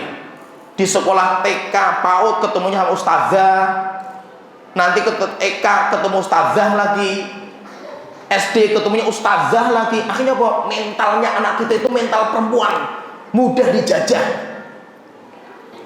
Apa mental perempuan itu? Coba, mental perempuan itu apa? Orangnya itu baperan, sukanya dandan, anak alay kan. Sukanya kalau dipuji-puji kelepek-kelepek gitu. Digombal-gombalin itu mudah sekali takluk lah hatinya itu. Nggak berani untuk berhadapan dengan musuh, nggak berani. Sukanya ngalah, nggak tegaan gitu. Itu karakter orang Indonesia. Sehingga apa? Penjajah itu paling suka jajah Indonesia. Kenapa? Tinggal dikasih gombal-gombalan lah itu, kasih iming-iming sedikit, kelepek-kelepek semua gitu. Kita nggak bisa mempertahankan prinsip kita itu, nggak bisa gitu. Malu, segen, nggak enak gitu. Itu prinsip perempuan semua gitu. Beda dengan orang Arab. Coba orang Arab itu, mereka kalau sudah punya prinsip, mereka berani bertengkar, berperang untuk prinsip mereka itu. Kenapa? Karena bapak hadir dalam pendidikan gitu. Nah itu apa? Ayah itu harus hadir. Jangan istri semuanya mendidik gitu. Sehingga apa? Sehingga ayo, hai ayah, hadir dalam pendidikan anak Anda. Maka ayah itu yang dibutuhkan kualitas waktu. Kita datang ketemu anak walaupun mungkin 1 pekan sekali, nggak apa-apa. Tapi pendidikan masuk. Penanaman untuk anak itu kuat memegang prinsip, keberanian, berpikir jernih, itu semuanya ayah yang mengajarkan, bukan ibu. Ibu itu yang mengajarkan perasaan. Sehingga bahasa kasarnya kita itu, ibu itu nggak punya otak gitu wanita itu. Paham ya? Bahasa kasar ini hafal loh. Wanita itu nggak punya otak, adanya perasaan. Sehingga mikirnya itu nggak pakai otak, mikirnya pakai perasaan, muter-muter nggak jelas mikirnya itu. Ya, Afan, jadi bahasa kasar loh Afan. Jangan sampai anak kita seperti itu. Anak kita punya pikiran yang jernih gitu. Itu siapa itu? Bapak. Coba kita lihat ya, saya contohkan ya. Seorang bapak itu kalau sudah mengatakan ini benar, mau dicaci maki satu kampung nggak peduli bapak itu. Mau dicaci maki saya biasa, namanya bapak. Dia punya prinsip. Coba ibu berani nggak seperti itu? Oh nggak enak nanti, oh ini kayak gini, oh mikirnya muter itu, perasaan semua itu. Jangan sampai anak kita seperti itu gitu. Anak kita itu butuh bapak yang mengajarkan prinsip. Ini loh, ini benar, pertahankan. Walaupun kamu dicaci maki sama orang, pertahankan. Tapi anak kita juga butuh pendidikan dari ibu yang mengajarkan apa? Anak kita itu empati, anak kita itu terkadang ngalah, anak kita itu terkadang itu punya perasaan sama orang, itu juga perlu. Maka dua-duanya harus. Sehingga tidak boleh bergeser dua-duanya. Kalau sampai istri saja yang mendidik, anak kita nanti akan mudah sekali dikuasai. Kalau cuma bapak yang mendidik, anak kita menjadi orang yang kasar dan keras, nggak punya empati sama sekali. Dua-duanya harus seimbang. Maka ayah dan ibu itu harus ada semuanya dalam pendidikan. Kemudian poin yang ketiga, ayah adalah sang raja tega dan ibu adalah pembasuh luka. Misalkan saya yang didik anak saya sudah dewasa, nak, kamu harus mondok. Misalkan ini saya contohkan ya, mondok, kamu sudah dewasa. Atau dimarahi apalah itu. Ketika anak berbuat kekeliruan, saya marahi misalkan, sampai terkadang nangis anak itu. Setelah itu datang ibunya, nak, nggak apa-apa, bapak kamu itu cinta sama kamu, nak itu. Nah, akhirnya datang ibunya, jangan malah ibunya itu buat perpecahan. Oh memang bapak kamu itu naik kurang ajar bapak kamu itu. Akhirnya malah bapak sama ibunya sama anaknya tengkar gara-gara uminya kan gitu. Jadi apa kerjasama? Pokoknya urusan ketegasan bapak suruh maju. Saya pahami ya, ibu-ibu tolong difahami. Anda itu nggak usah mengajarkan ketegasan. Oh nak, kamu harus punya prinsip hidup. Kamu nggak, anak Anda nggak akan dengar ucapan Anda. Yang didengar itu bapak. Kalau bapak yang ngomong, akan didengar sama anaknya. Terus ibu yang mengajar apa? Yang mengajarkan empati, yang mengajarkan dia itu pembasuh luka, itu namanya ibu. Poin yang keempat, ayah adalah sang pemberi nasihat. Sedangkan ibu adalah sang raja empati, yaitu kayak tadi. Maka itu coba kita perhatikan ya. Di dalam Al-Quran diteliti sama seorang wanita. Ada seorang wanita itu meneliti, namanya Sarah binti Halil. Dalam kitab beliau Hiwar Al-Aba Ma'al Abna. Jadi dalam penelitian dia itu, dia mengatakan di dalam Al-Quran itu diskusi antara orang tua kepada anak itu ada 17 tempat di dalam Al-Quran. Setelah itu belum mengatakan 14 tempat diskusinya ayah kepada anak. 14 tempat loh, bayangkan, bukan ibu. 2 tempat diskusinya ibu kepada anak, nasihatnya ibu kepada anak. 1 tempat diskusinya dua-duanya kepada anaknya. Maka itu coba kita perhatikan ya, di dalam Al-Quran nasihat siapa yang paling berkesan untuk anaknya itu? Nasihatnya Luqman, bukan istrinya. Kenapa kok nasihatnya Luqman gitu? Ketika menasihati putranya, ya bunayya, ya bunayya, ya bunayya itu. Kenapa kok bapaknya gitu? Pertanyaanlah, istrinya kemana gitu? Istrinya bukan sang pemberi nasihat. Yang memberikan nasihat itu bapak. Bapak itu yang memberikan nasihat. Tapi nasihat itu seperti air. Jangan nasihat itu seperti halilintar gitu. Ceger gitu. Bukan, tapi nasihat itu pelan-pelan, sedikit demi sedikit, terus nasihat itu. Kayak gitu, namanya nasihat itu. Maka itu apa? Ibu, kalau Anda pengen nasihati anak, berikan ke bapak. Ya, ini anak coba nasihati kayak gini. Ayah yang maju. Jangan diambil oleh ibu nasihat itu. Kenapa? Istrinya gini, ibu itu sampai mumpluk mulutnya, anak nggak akan mendengar gitu. Ya. Maka apa? Serahkan nasihat itu kepada bapak. Saya pengen nasihati anak itu, wes bapak saja, Pak, itu nasihati anak untuk masalah ini. Bapak datang nasihati. Sehingga apa? Sehingga nasihat itu masuk dalam hati gitu. Sehingga apa? Intinya itu, ayo ayah dan ibu datang di sini. Bapak punya peran, ibu juga punya peran masing-masing. Kemudian peran yang terakhir, kalau ini bukan ayah dan ibu, tapi orang tua sama sekolah. Apa sih perannya antara orang tua dan sekolah itu? Orang tua yang bertugas tazkiyah, pembersihan jiwa anak. Sekolah yang bertugas tarbiyah, mengisi. Kalau zaman dulu Rasulullah semua yang mengambil alih Rasulullah SAW, tapi Rasulullah pendidik terbaik. Zaman kita nggak bisa.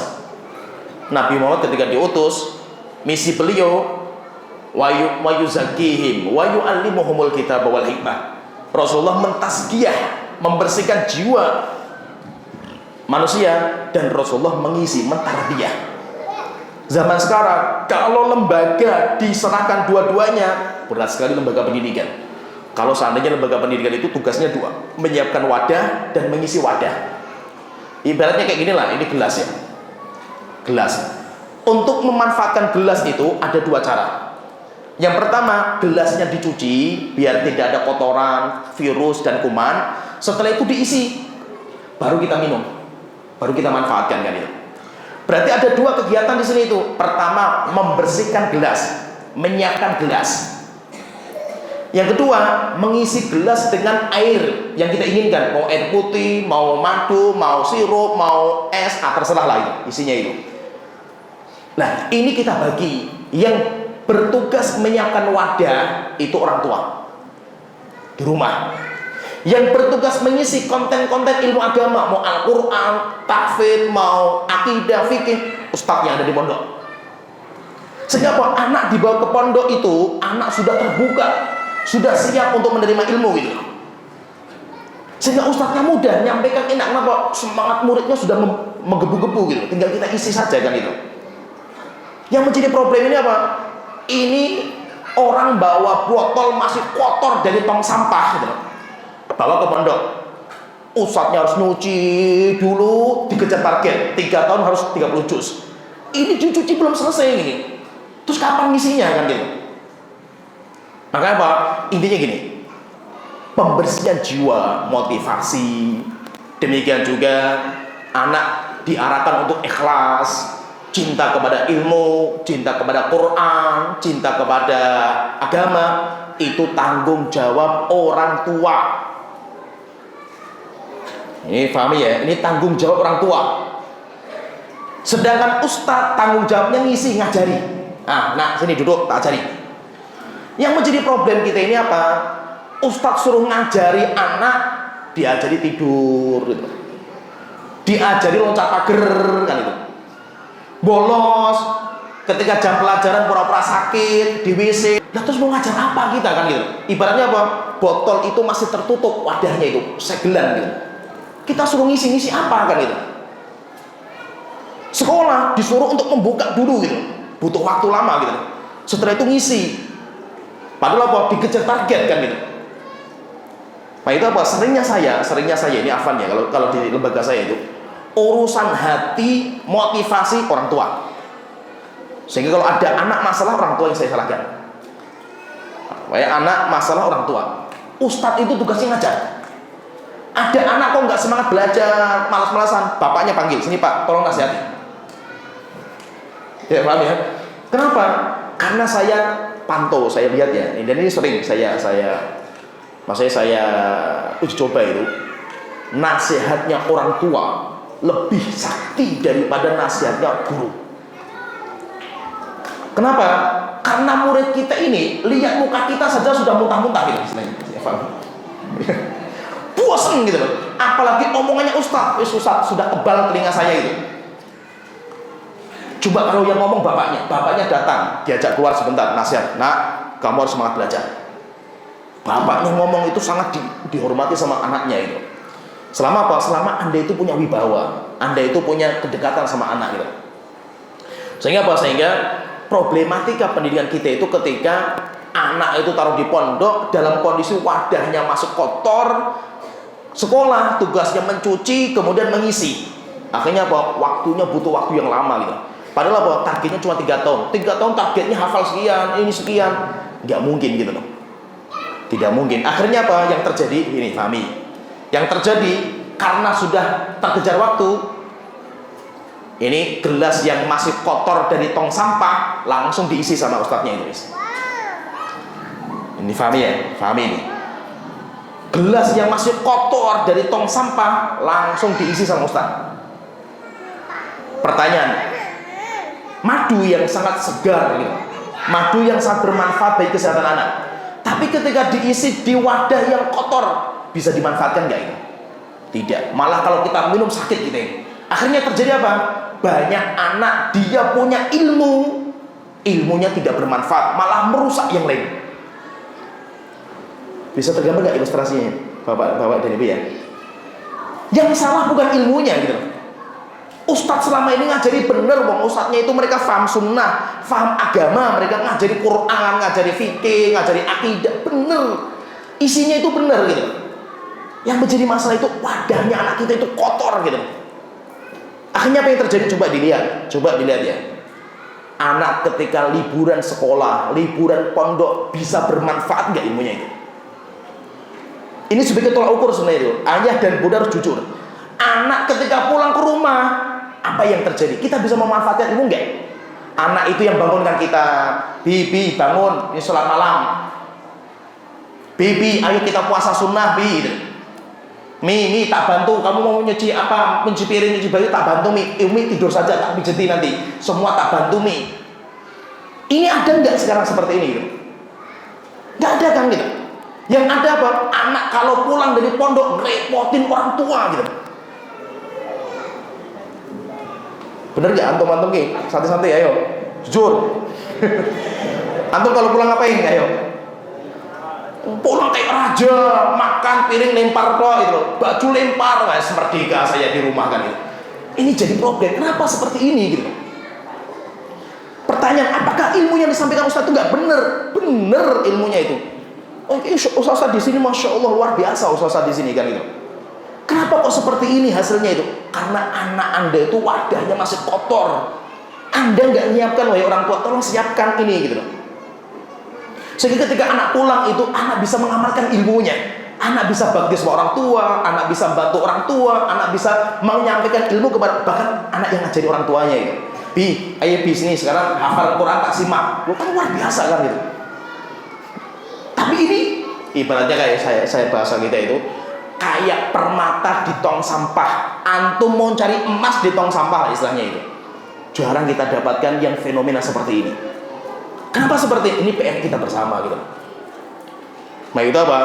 Jangan sampailah ilmu yang diajarkan di pondok pesantren, ilmunya kan bagus-bagus, hafalan Quran, akidah, fikih, masya Allah lah ilmunya.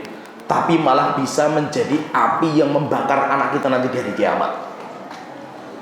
Kenapa? Karena ilmu itu bisa menjadi satu dari dua kemungkinan. Yang pertama, ilmu itu bisa menjadi nur yang akan menerangkan kehidupan anak, menjadi cahaya penerang kehidupan anak. Dan ilmu itu bisa menjadi nar yang akan membakar diri anak nanti di hari kiamat. Kenapa? Karena wadahnya. Karena wadahnya, maka itu tolong orang tua itu sering datang memberikan motivasi. Ketika pulang dikasih motivasi. Coba kita lihat Imam Syafi'i ya. Orang sering sekali berharap anak saya pengen seperti Imam Syafi'i. Oke, itu cita-cita mulia. Pertanyaan, bisa nggak Anda menjadi orang tuanya Imam Syafi'i? Hebatnya Imam Syafi'i bukan karena gurunya luar biasa lah itu. Imam Malik dan yang lainnya top. Tapi bukan di situ kehebatan Imam Syafi'i. Imam Syafi'i kehebatannya pada orang tuanya. Orang tuanya yang memotivasi Imam Syafi'i sampai meledak keinginan untuk belajar. Luar biasa keinginan belajarnya itu. Sampai belum ketika mau berangkat kepada Imam Malik ke Madinah, beliau hafal dulu kitab Muwatta di rumahnya. Dinasihati sama ibunya gitu. Akhirnya berangkat ke sana nggak bawa buku. Sampai cerita ya Imam Syafi'i itu karena beliau orang miskin. Beliau itu karena orang miskin, ya ibunya, dia kan anak yatim, umur 2 tahun bapaknya meninggal.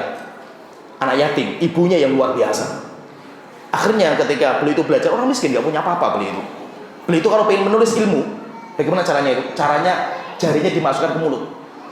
Setelah itu ditulis. Sampai akhirnya teman-teman sebelahnya itu jijik. Setelah itu ngomong, Syafi'i, kenapa kok kamu mainan seperti ini? Dianggap mainan karena masih kecil Imam Syafi'i. Maka beliau mengatakan, saya tidak punya pena, saya tidak punya buku. Dengan cara seperti ini saya menulis ilmu. Kemudian beliau katakan apa? Jika seandainya saya disuruh mengulangi ucapan guru saya dari muqaddimah sampai selesai, tak ulangi semua tanpa ketinggalan satu huruf pun. Kenapa seperti itu? Karena ibunya. Sampai pernah cerita ya, Imam Syafi'i itu pulang bawa tulang-tulang, kulit-kulit, sampai rumahnya penuh ilmu-ilmu yang beliau tulis gitu. Dinasihati sama ibunya. Nah, ilmu itu bukan bongkakan tulang seperti ini. Ilmu itu apa yang ada di hatimu. Akhirnya bos semuanya dihafal sama Imam Syafi'i. Maka apa? Banyak orang pengen anaknya seperti Imam Syafi'i yang sejak kecil sudah seperti itu. Tapi kita nggak siap menjadi ibunya Imam Syafi'i, ayahnya para ulama. Nah itu apa? Ayo kita bersama-sama lah. Jangan sampai ilmu yang kita pondokkan anak kita untuk belajar ilmu agama, malah ilmunya itu menjadi api yang akan membakar anak kita nanti di hari kiamat. Kita berharap anak kita itu belajar di pondok, pulang membawa cahaya untuk dirinya dan orang tuanya dan keluarganya dan lingkungannya. Itu yang kita harapkan. Kenapa kok ini jarang sekali kita dapatkan? Karena Anda nggak punya peran dari orang tua. Masalahnya di Anda, masalahnya bukan di pondok pesantren. Ini fahami ya ucapan saya. Masalahnya bukan di pondok pesantren. Pondok pesantren sudah luar biasa, ustadz standby, bahkan mereka rela mengorbankan waktu untuk keluarga, untuk anak-anak Anda gitu. Masalahnya di Anda. Masalahnya di Anda. Sehingga kalau seandainya ada anak nakal, rusak, Anda yang menjadi permasalahan itu, bukan sekolah, bukan pondok pesantren. Terus bagaimana caranya? Solusinya terakhir itu, ayo kita kerjasama. Kerjasama Anda dengan sekolah, diskusi, sering bertanya perkembangan anak, ada masalah apa Ustadz, anak saya sekarang lagi apa Ustadz, anak saya kok malas belajar Ustadz, oke saya nasihati, saya datangi Ustadz. Terus motivasi juga, Ustadznya juga perlu dimotivasi gitu. Anda perlu datang, kehadiran Anda itu luar biasa bagi anak-anak Anda dan Ustadz Anda yang mengajar gitu. Nah itu apa? Ayo kita kerjasama berbarengan. Kalau kita kerjasama antara sekolah dengan orang tua, murid sudah siap, luar biasa hasilnya itu. Luar biasa, anak sudah siap belajar, ustadz sudah siap ngajari, tinggal orang tuanya hadir atau tidak. Orang tuanya nggak hadir, hancur semua. Maka ayo kita sebagai orang tua hadir. Saya juga orang tua, saya juga punya anak gitu. Saya walaupun saya punya sekolah, punya pondok pesantren, tapi yang paling misalnya itu, kenapa saya belajar konsep pendidikan lebih dalam seperti ini? Saya bukan sekolah saya itu. Saya dulu mencari konsep pendidikan itu bukan karena sekolah, bukan, tapi karena untuk anak saya. Masalah sekolah gampang lah, tinggal adopsi di mana-mana saja bisa itu.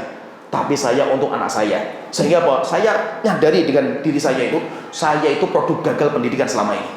Saya gagal. Kenapa? Saya sudah seumur ini belum ada karya besar untuk agama saya. Saya gagal saya ini.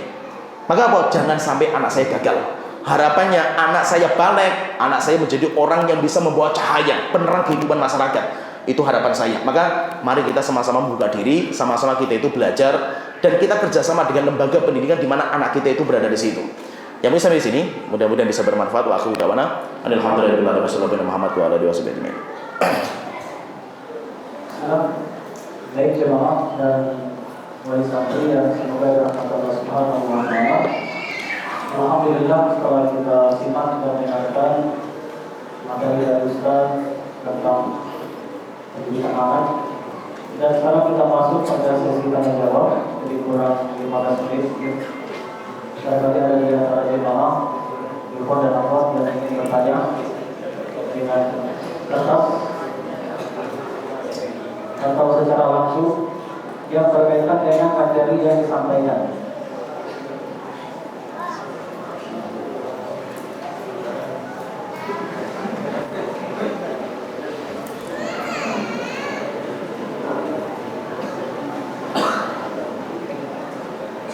Dan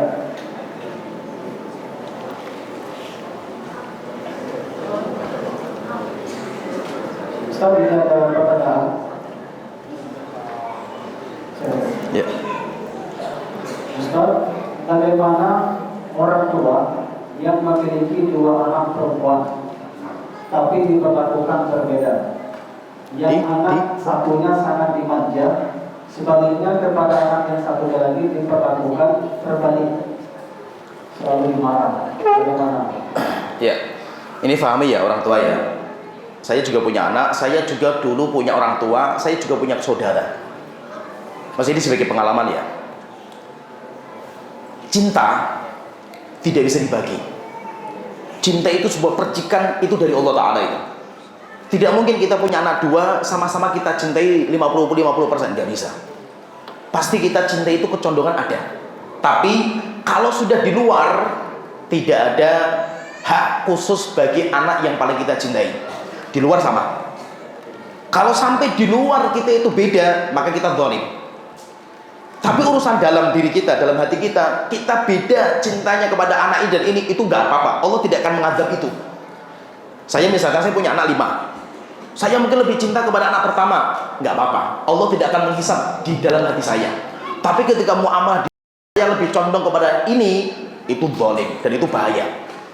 Fahami ya, ini sedikit saya sebutkan ya. Saya itu 3 bersaudara.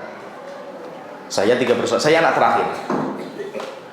Saya itu sangat dicintai sama bapak saya. Bapak saya itu kalau sama saya cintanya luar biasa.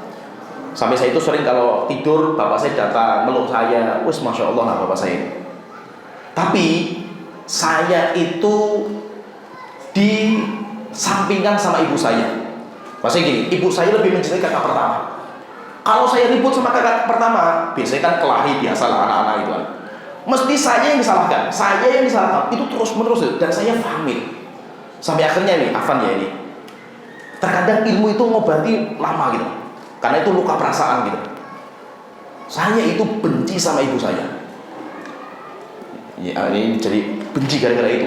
Dan saya itu sangat cinta sama bapak saya. Sehingga sampai sekarang saya lebih dekat kepada bapak saya daripada ibu saya. Tapi saya berusaha pengen mengobati sakit hatinya itu dengan ilmu yang saya dapatkan, tapi rupanya kok nggak mudah gitu. Tetap saya itu terus muamalah sama ibu saya biasa, saya berusaha berbakti, cuma percikan hati untuk cinta itu belum ada, masa itu belum sempurna gitu. Nggak seperti saya dengan bapak saya. Saya sama bapak saya itu masya Allah, saya cinta sekali sama bapak saya itu. Tapi kalau sama ibu saya belum bisa. Kenapa? Karena muamalah yang dohir yang kelihatan seperti itu gitu. Maka hati-hati loh, hati-hati kalau sudah sampai nampak. Kita itu tidak boleh menduakan anak, yaitu ini diutamakan, ini tidak. Kenapa? Karena itu kezaliman dan akibatnya fatal. Coba kita lihat Nabi Yusuf alaihissalam. Sampai kenapa dibuang sama saudaranya itu? Karena saudaranya merasa Nabi Yakub lebih cinta kepada Nabi Yusuf. Dan itu kan gak main-main itu masalah seperti ini kan. Maka itu tolong kalau urusan masalah zahir semua anak sama. Maka itu ada orang datang ke Rasulullah. Katanya, ya Rasulullah, saya ingin memberikan kepada anak saya ini 1 bidang tanah. Rasulullah tanya, kamu punya anak yang lain enggak? Ada ya Rasulullah. Kamu berikan juga enggak? Enggak. Rasulullah katakan enggak. Saya tidak akan menjadi saksi kezaliman seperti ini. Kembalikan. Sampai anak-anak yang lain juga setuju. Kenapa? Boleh kalau seperti ini kan itu. Nah itu apa? Hati-hati loh. Kenapa? Karena biasanya loh. Tapi itu biasanya sih, ternyata nggak seperti itu juga. Biasanya kalau ibu, itu ibu-ibu yang di atas, coba perhatikan ya. Ibu lebih cinta kepada anak pertama. Sedangkan ayah biasanya lebih cinta sama anak terakhir. Biasanya loh. Kenapa seperti itu? Karena ibu itu, cinta itu nggak bisa diduakan. Bapak itu bisa cinta kepada semua anaknya, tapi kalau ibu nggak bisa. Ibu itu kalau sudah cinta jatuh kepada seseorang, untuk menduakan itu susah sekali itu. Karena karakter wanita nggak seperti itu. Nah kenapa kok laki-laki, maaf ini saya nggak bahas masalah, tapi sebagai contoh, kenapa laki-laki boleh poligami? Karena laki-laki bisa menduakan cinta gitu. Perempuan nggak bisa. Makanya kalau ada seorang wanita selingkuh, berarti perempuan sudah nggak ada cinta sama sekali, sudah hilang hatinya itu. Sudah bukan wanita normal lah istilahnya itu, abnormal lah berarti itu wanita itu. Kenapa? Wanita itu kalau sudah mencintai seseorang, dia tidak akan berpindah gitu. Itu hebatnya wanita gitu. Laki-laki enggak. Baik itu apa? Seorang suami sama semua anak itu bisa mencintai. Perempuan itu nggak bisa. Biasanya jatuh hati pertama sama anak laki-laki, untuk jatuh kepada anak kedua, ketiga itu berat sekali. Istri saya, ini saya cerita juga ya. Istri saya juga seperti itu. Sampai terkadang istri saya itu nangis kalau diskusi sama saya itu. Sampai terkadang istri saya itu nangisnya kenapa itu? Sampai tanya ke saya itu, apa saya itu nggak normal gitu? Kenapa? Saya itu nggak bisa menghilangkan rasa cinta kepada anak pertama gitu. Sehingga kalau anak kedua, ketiga, apalagi yang terakhir itu kan anak biasa gitu. Tapi sama anak pertama nggak bisa gitu. Sehingga apa? Sampai mukul sama anak pertama itu nggak berani ya, saking cintanya itu. Tapi kalau sama anak ketiga, keempat itu keplai sama istri. Sampai istri saya itu tanya, ini saya itu normal nggak gitu? Maka saya bilang, kamu itu nggak apa, ini perempuan yang seperti itu gitu. Tapi saya ingatkan, tapi jangan menampakkan di luar itu kamu nggak bisa berbuat adil itu. Kenapa? Karena bahaya, nggak main-main ini. Sakit perasaan itu obatnya lama sekali, karena nggak bisa diobati itu. Sampai mati pun nggak bisa diobati itu penyakit seperti itu. Nah itu kenapa?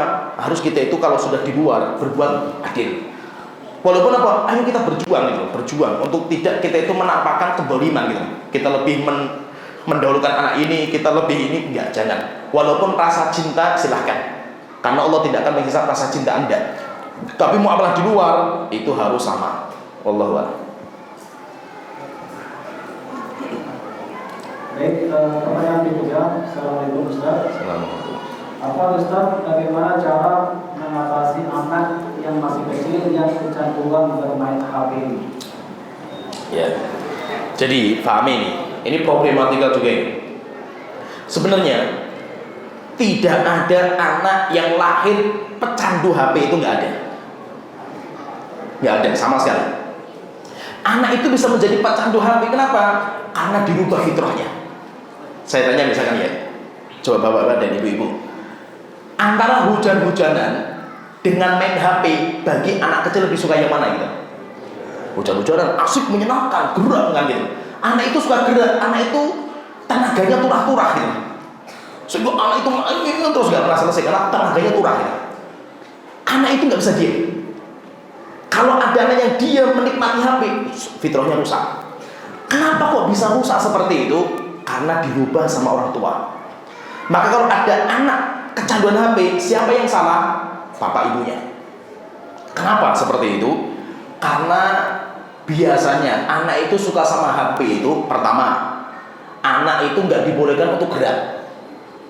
Coret-coret tembok nggak boleh, mainan panci nggak boleh, hujan-hujanan nggak boleh. Terus mau apa anak ini kan itu? Bingung dia mau apa kan gitu. Keluar rumah nggak boleh, dalam rumah suruh diem, anak nggak bisa diem gitu. Gerak sedikit dilarang, akhirnya apa? Pelariannya HP.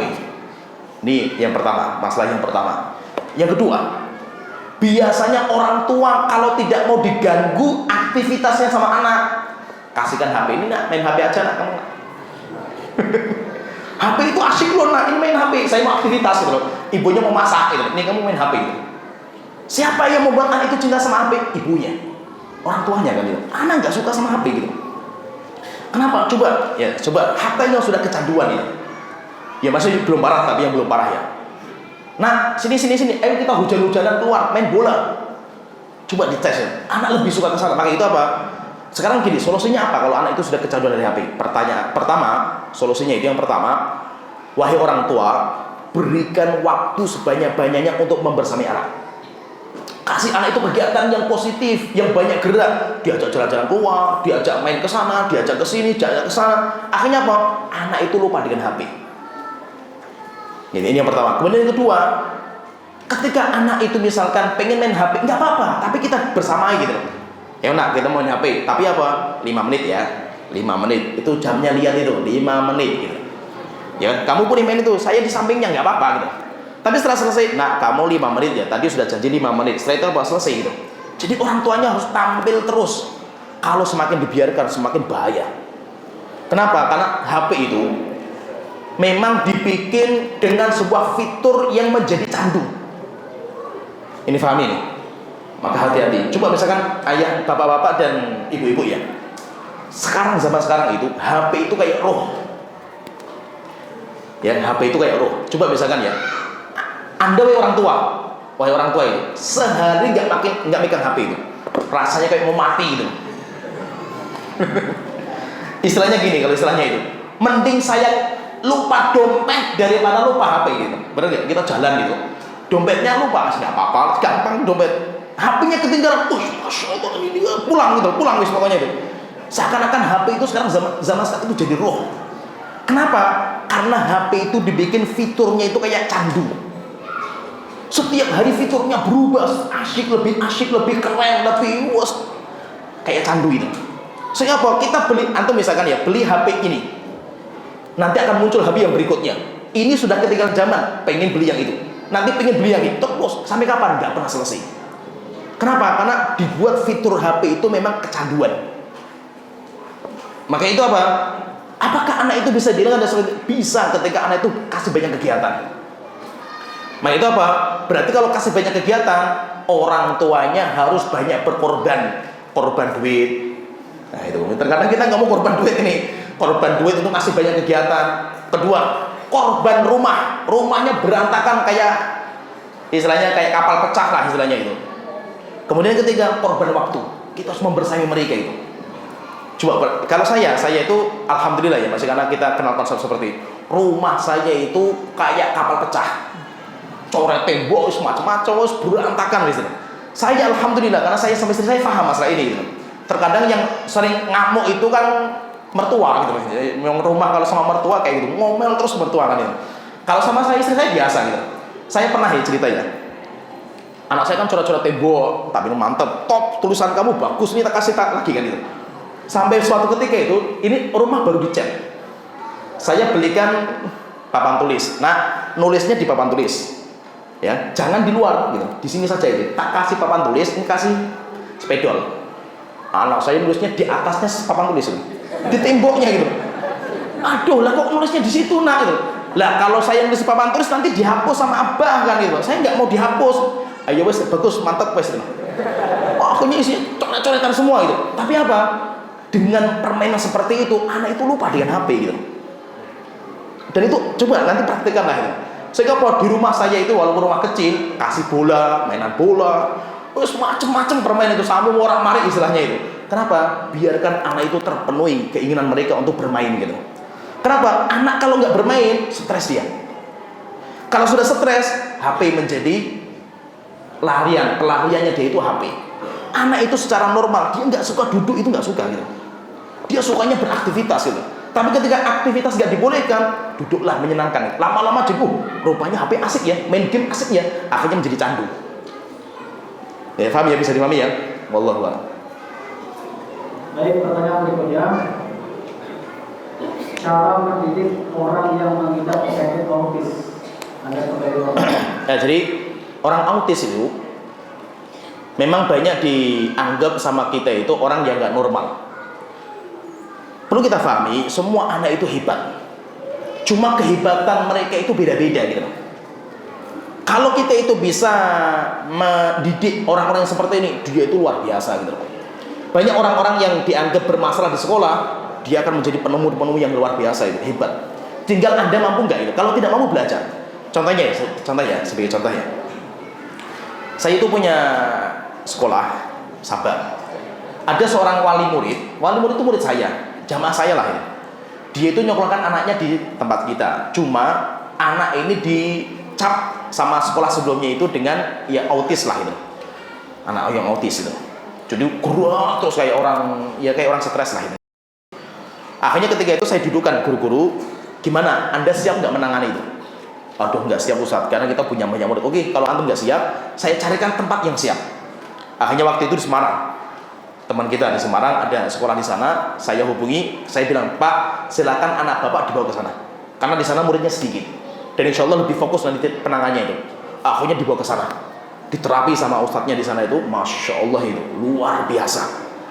Sampai kata ustadznya ini, ustadz ya, kata ustadznya di sana itu, ustadz, ini calon-calon ulama besar ini. Cuma memang apa? Otaknya lebih kuat daripada fisiknya gitu. Sampai fisiknya itu nggak bisa ngimbangi otaknya gitu. Paham ya istilahnya? Kayak Pak Habibie itu. Pak Habibie itu kan kecerdasannya lebih kuat daripada fisiknya. Sampai ngomongnya saja belepotan kan gitu. Kenapa? Karena otaknya lebih kuat gitu. Sehingga apa? Orang seperti ini tuh dia pemikirannya lebih kuat gitu kan. Akhirnya apa? Banyak orang mengira dia itu orang bermasalah, orang yang nggak normal, atau orang stres. Padahal nggak, otaknya itu luar biasa. Kalau kita bisa memanage pendidikan itu, dia akan menjadi orang hebat. Akhirnya waktu itu di situ, alhamdulillah berhasil. Setelah itu dia mulai tenang, mulai menghafal, hafalannya cepat sekali. Kalah semua setelah itu anak-anak itu. Sampai dia ngomong, Bu, kata ustadznya itu, siapkan anak ibu untuk datang di Medina. Di Medina jadi ulama besar nanti ini. Luar biasa ini anak ibu, kecerdasannya luar biasa gitu. Cuma memang pendidikan harus bisa menyiapkan itu gitu loh. Nah, maka semua orang itu hebat, tinggal kita itu bagaimana mengasahnya, diasah itu. Potensi dia itu diasah itu. Jadi seperti wallahu a'lam. Pertanyaan berikutnya, bagaimana sikap anak yang kurang diperhatikan oleh kedua orang tuanya karena kesibukan orang tuanya? Ya, anak seperti ini, anak yang kurang perhatian itu, kalau memang orang tuanya itu super sibuk, dia harus mencari pengganti. Misalkan Ustadz di sini, Ustadz, tolong saya gantikan posisi saya, kamu seperti Nabi Muhammad lah itu kan dikirim kepada Halimah Sa'diyah gitu, sebagai pengganti sosok ayah dan ibu kan itu. Tapi apa? Dikasih duit kan gitu. Maksudnya dikasih duit untuk pengganti waktu gitu. Dan itu nggak ada masalah.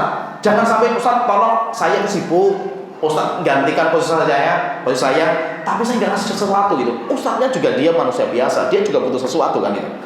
Seperti Nabi Muhammad ketika dibawa ke Halimah Sa'diyah, ibunya banyak. Berarti apa? Bisa digantikan, itu bisa, nggak apa-apa gitu. Nggak harus bersama orang tuanya terus. Kalau nggak bisa, carikan orang tua pengganti. Saya dulu waktu itu di pondok pernah saya terapkan kayak gitu. Anak-anak yatim itu pernah saya kasih seperti itu. Tapi setelah itu kita nutup anak-anak yatim ya. Jadi anak yatim itu siapa yang mau menjadi orang tua pengganti gitu. Tapi setelah itu apa? Ya kita kasih biaya tambahan gitu untuk dia membersamai kan gitu. Kenapa? Karena butuh perhatian. Anak itu butuh perhatian gitu. Nah, jadi caranya seperti itu. Kalau memang sama sekali tidak bisa ya membersamai nggak bisa, cari pengganti nggak bisa, ya sudah, itu urusan mereka lah itu. Kita sebagai lembaga nggak usah pusing-pusing. Kalau saya loh, kalau saya orang tua yang tidak mau terlibat, saya kembalikan.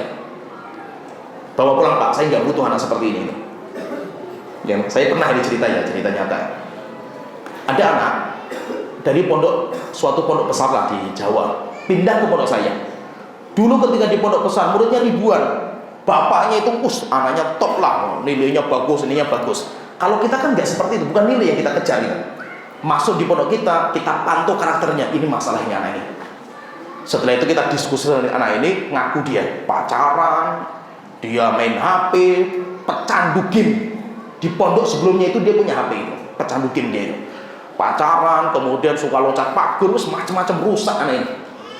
Akhirnya ketahuan semua, dan dia ngaku, dia sendiri yang cerita itu anaknya itu. Karena waktu itu kita ngomong, kamu nggak akan kita hukum. Yang penting saya pengen tahu kamu itu siapa gitu. Cerita semua ide. Akhirnya kita sampaikan ke orang tua. Orang tua nggak terima. Akhirnya apa? Pak, bawa pulang. Enak aja itu. Anak masalah seperti taruh di kita dan Anda nggak terima gitu. Maksudnya itu nggak peduli. Bawa pulang. Saya juga nggak akan urus anak seperti ini gitu. Kecuali kalau bapak itu mau peduli gitu. Ada juga cerita ya. Ada seorang anak bawa ke pondok kita. Pindahan juga gitu. Gelagatnya itu nggak beres ya, rupanya LGBT. Biasalah kasus-kasus di pondok kan kayak gitu. Akhirnya apa? Ketahuan, bapaknya panggil, "Pak, anak bapak itu kelainan, ini ada LGBT." Oh, kaget, mukanya merah, bapaknya kaget juga itu. Terus gimana Ustaz? "Pak, kita belum bisa menangani kasus seperti ini." Terus bagaimana caranya? Karena kita punya banyak murid. "Tolong Pak, ini anak dibawa pulang. Bapak yang harus menangani." Tapi senang bapaknya itu aktif gitu, tanya-tanya ini perkembangannya gimana. Akhirnya setelah itu dibawa pulang anaknya itu. Maksudnya apa? Kita senang dengan orang tua yang aktif gitu untuk anaknya gitu, daripada orang tua yang nggak aktif walaupun kaya raya, nggak butuh kita dengan hartanya dia gitu. Daripada apa? Anak itu menjadi sampahnya pondok pesantren kan gitu, yang akan merepotkan kita gitu. Wallahu a'lam.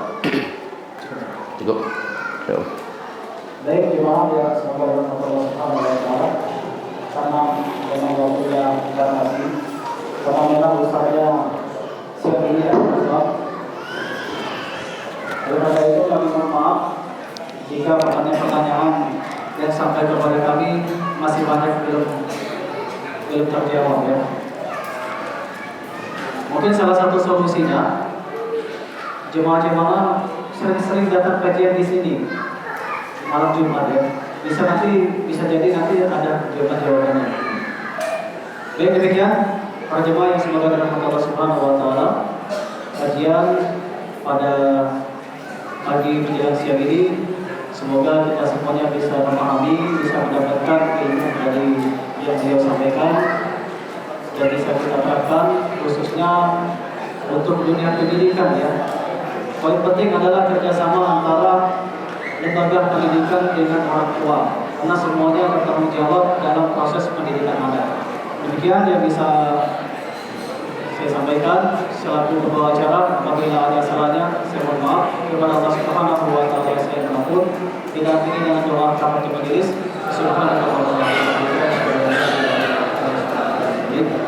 Assalamualaikum warahmatullahi wabarakatuh.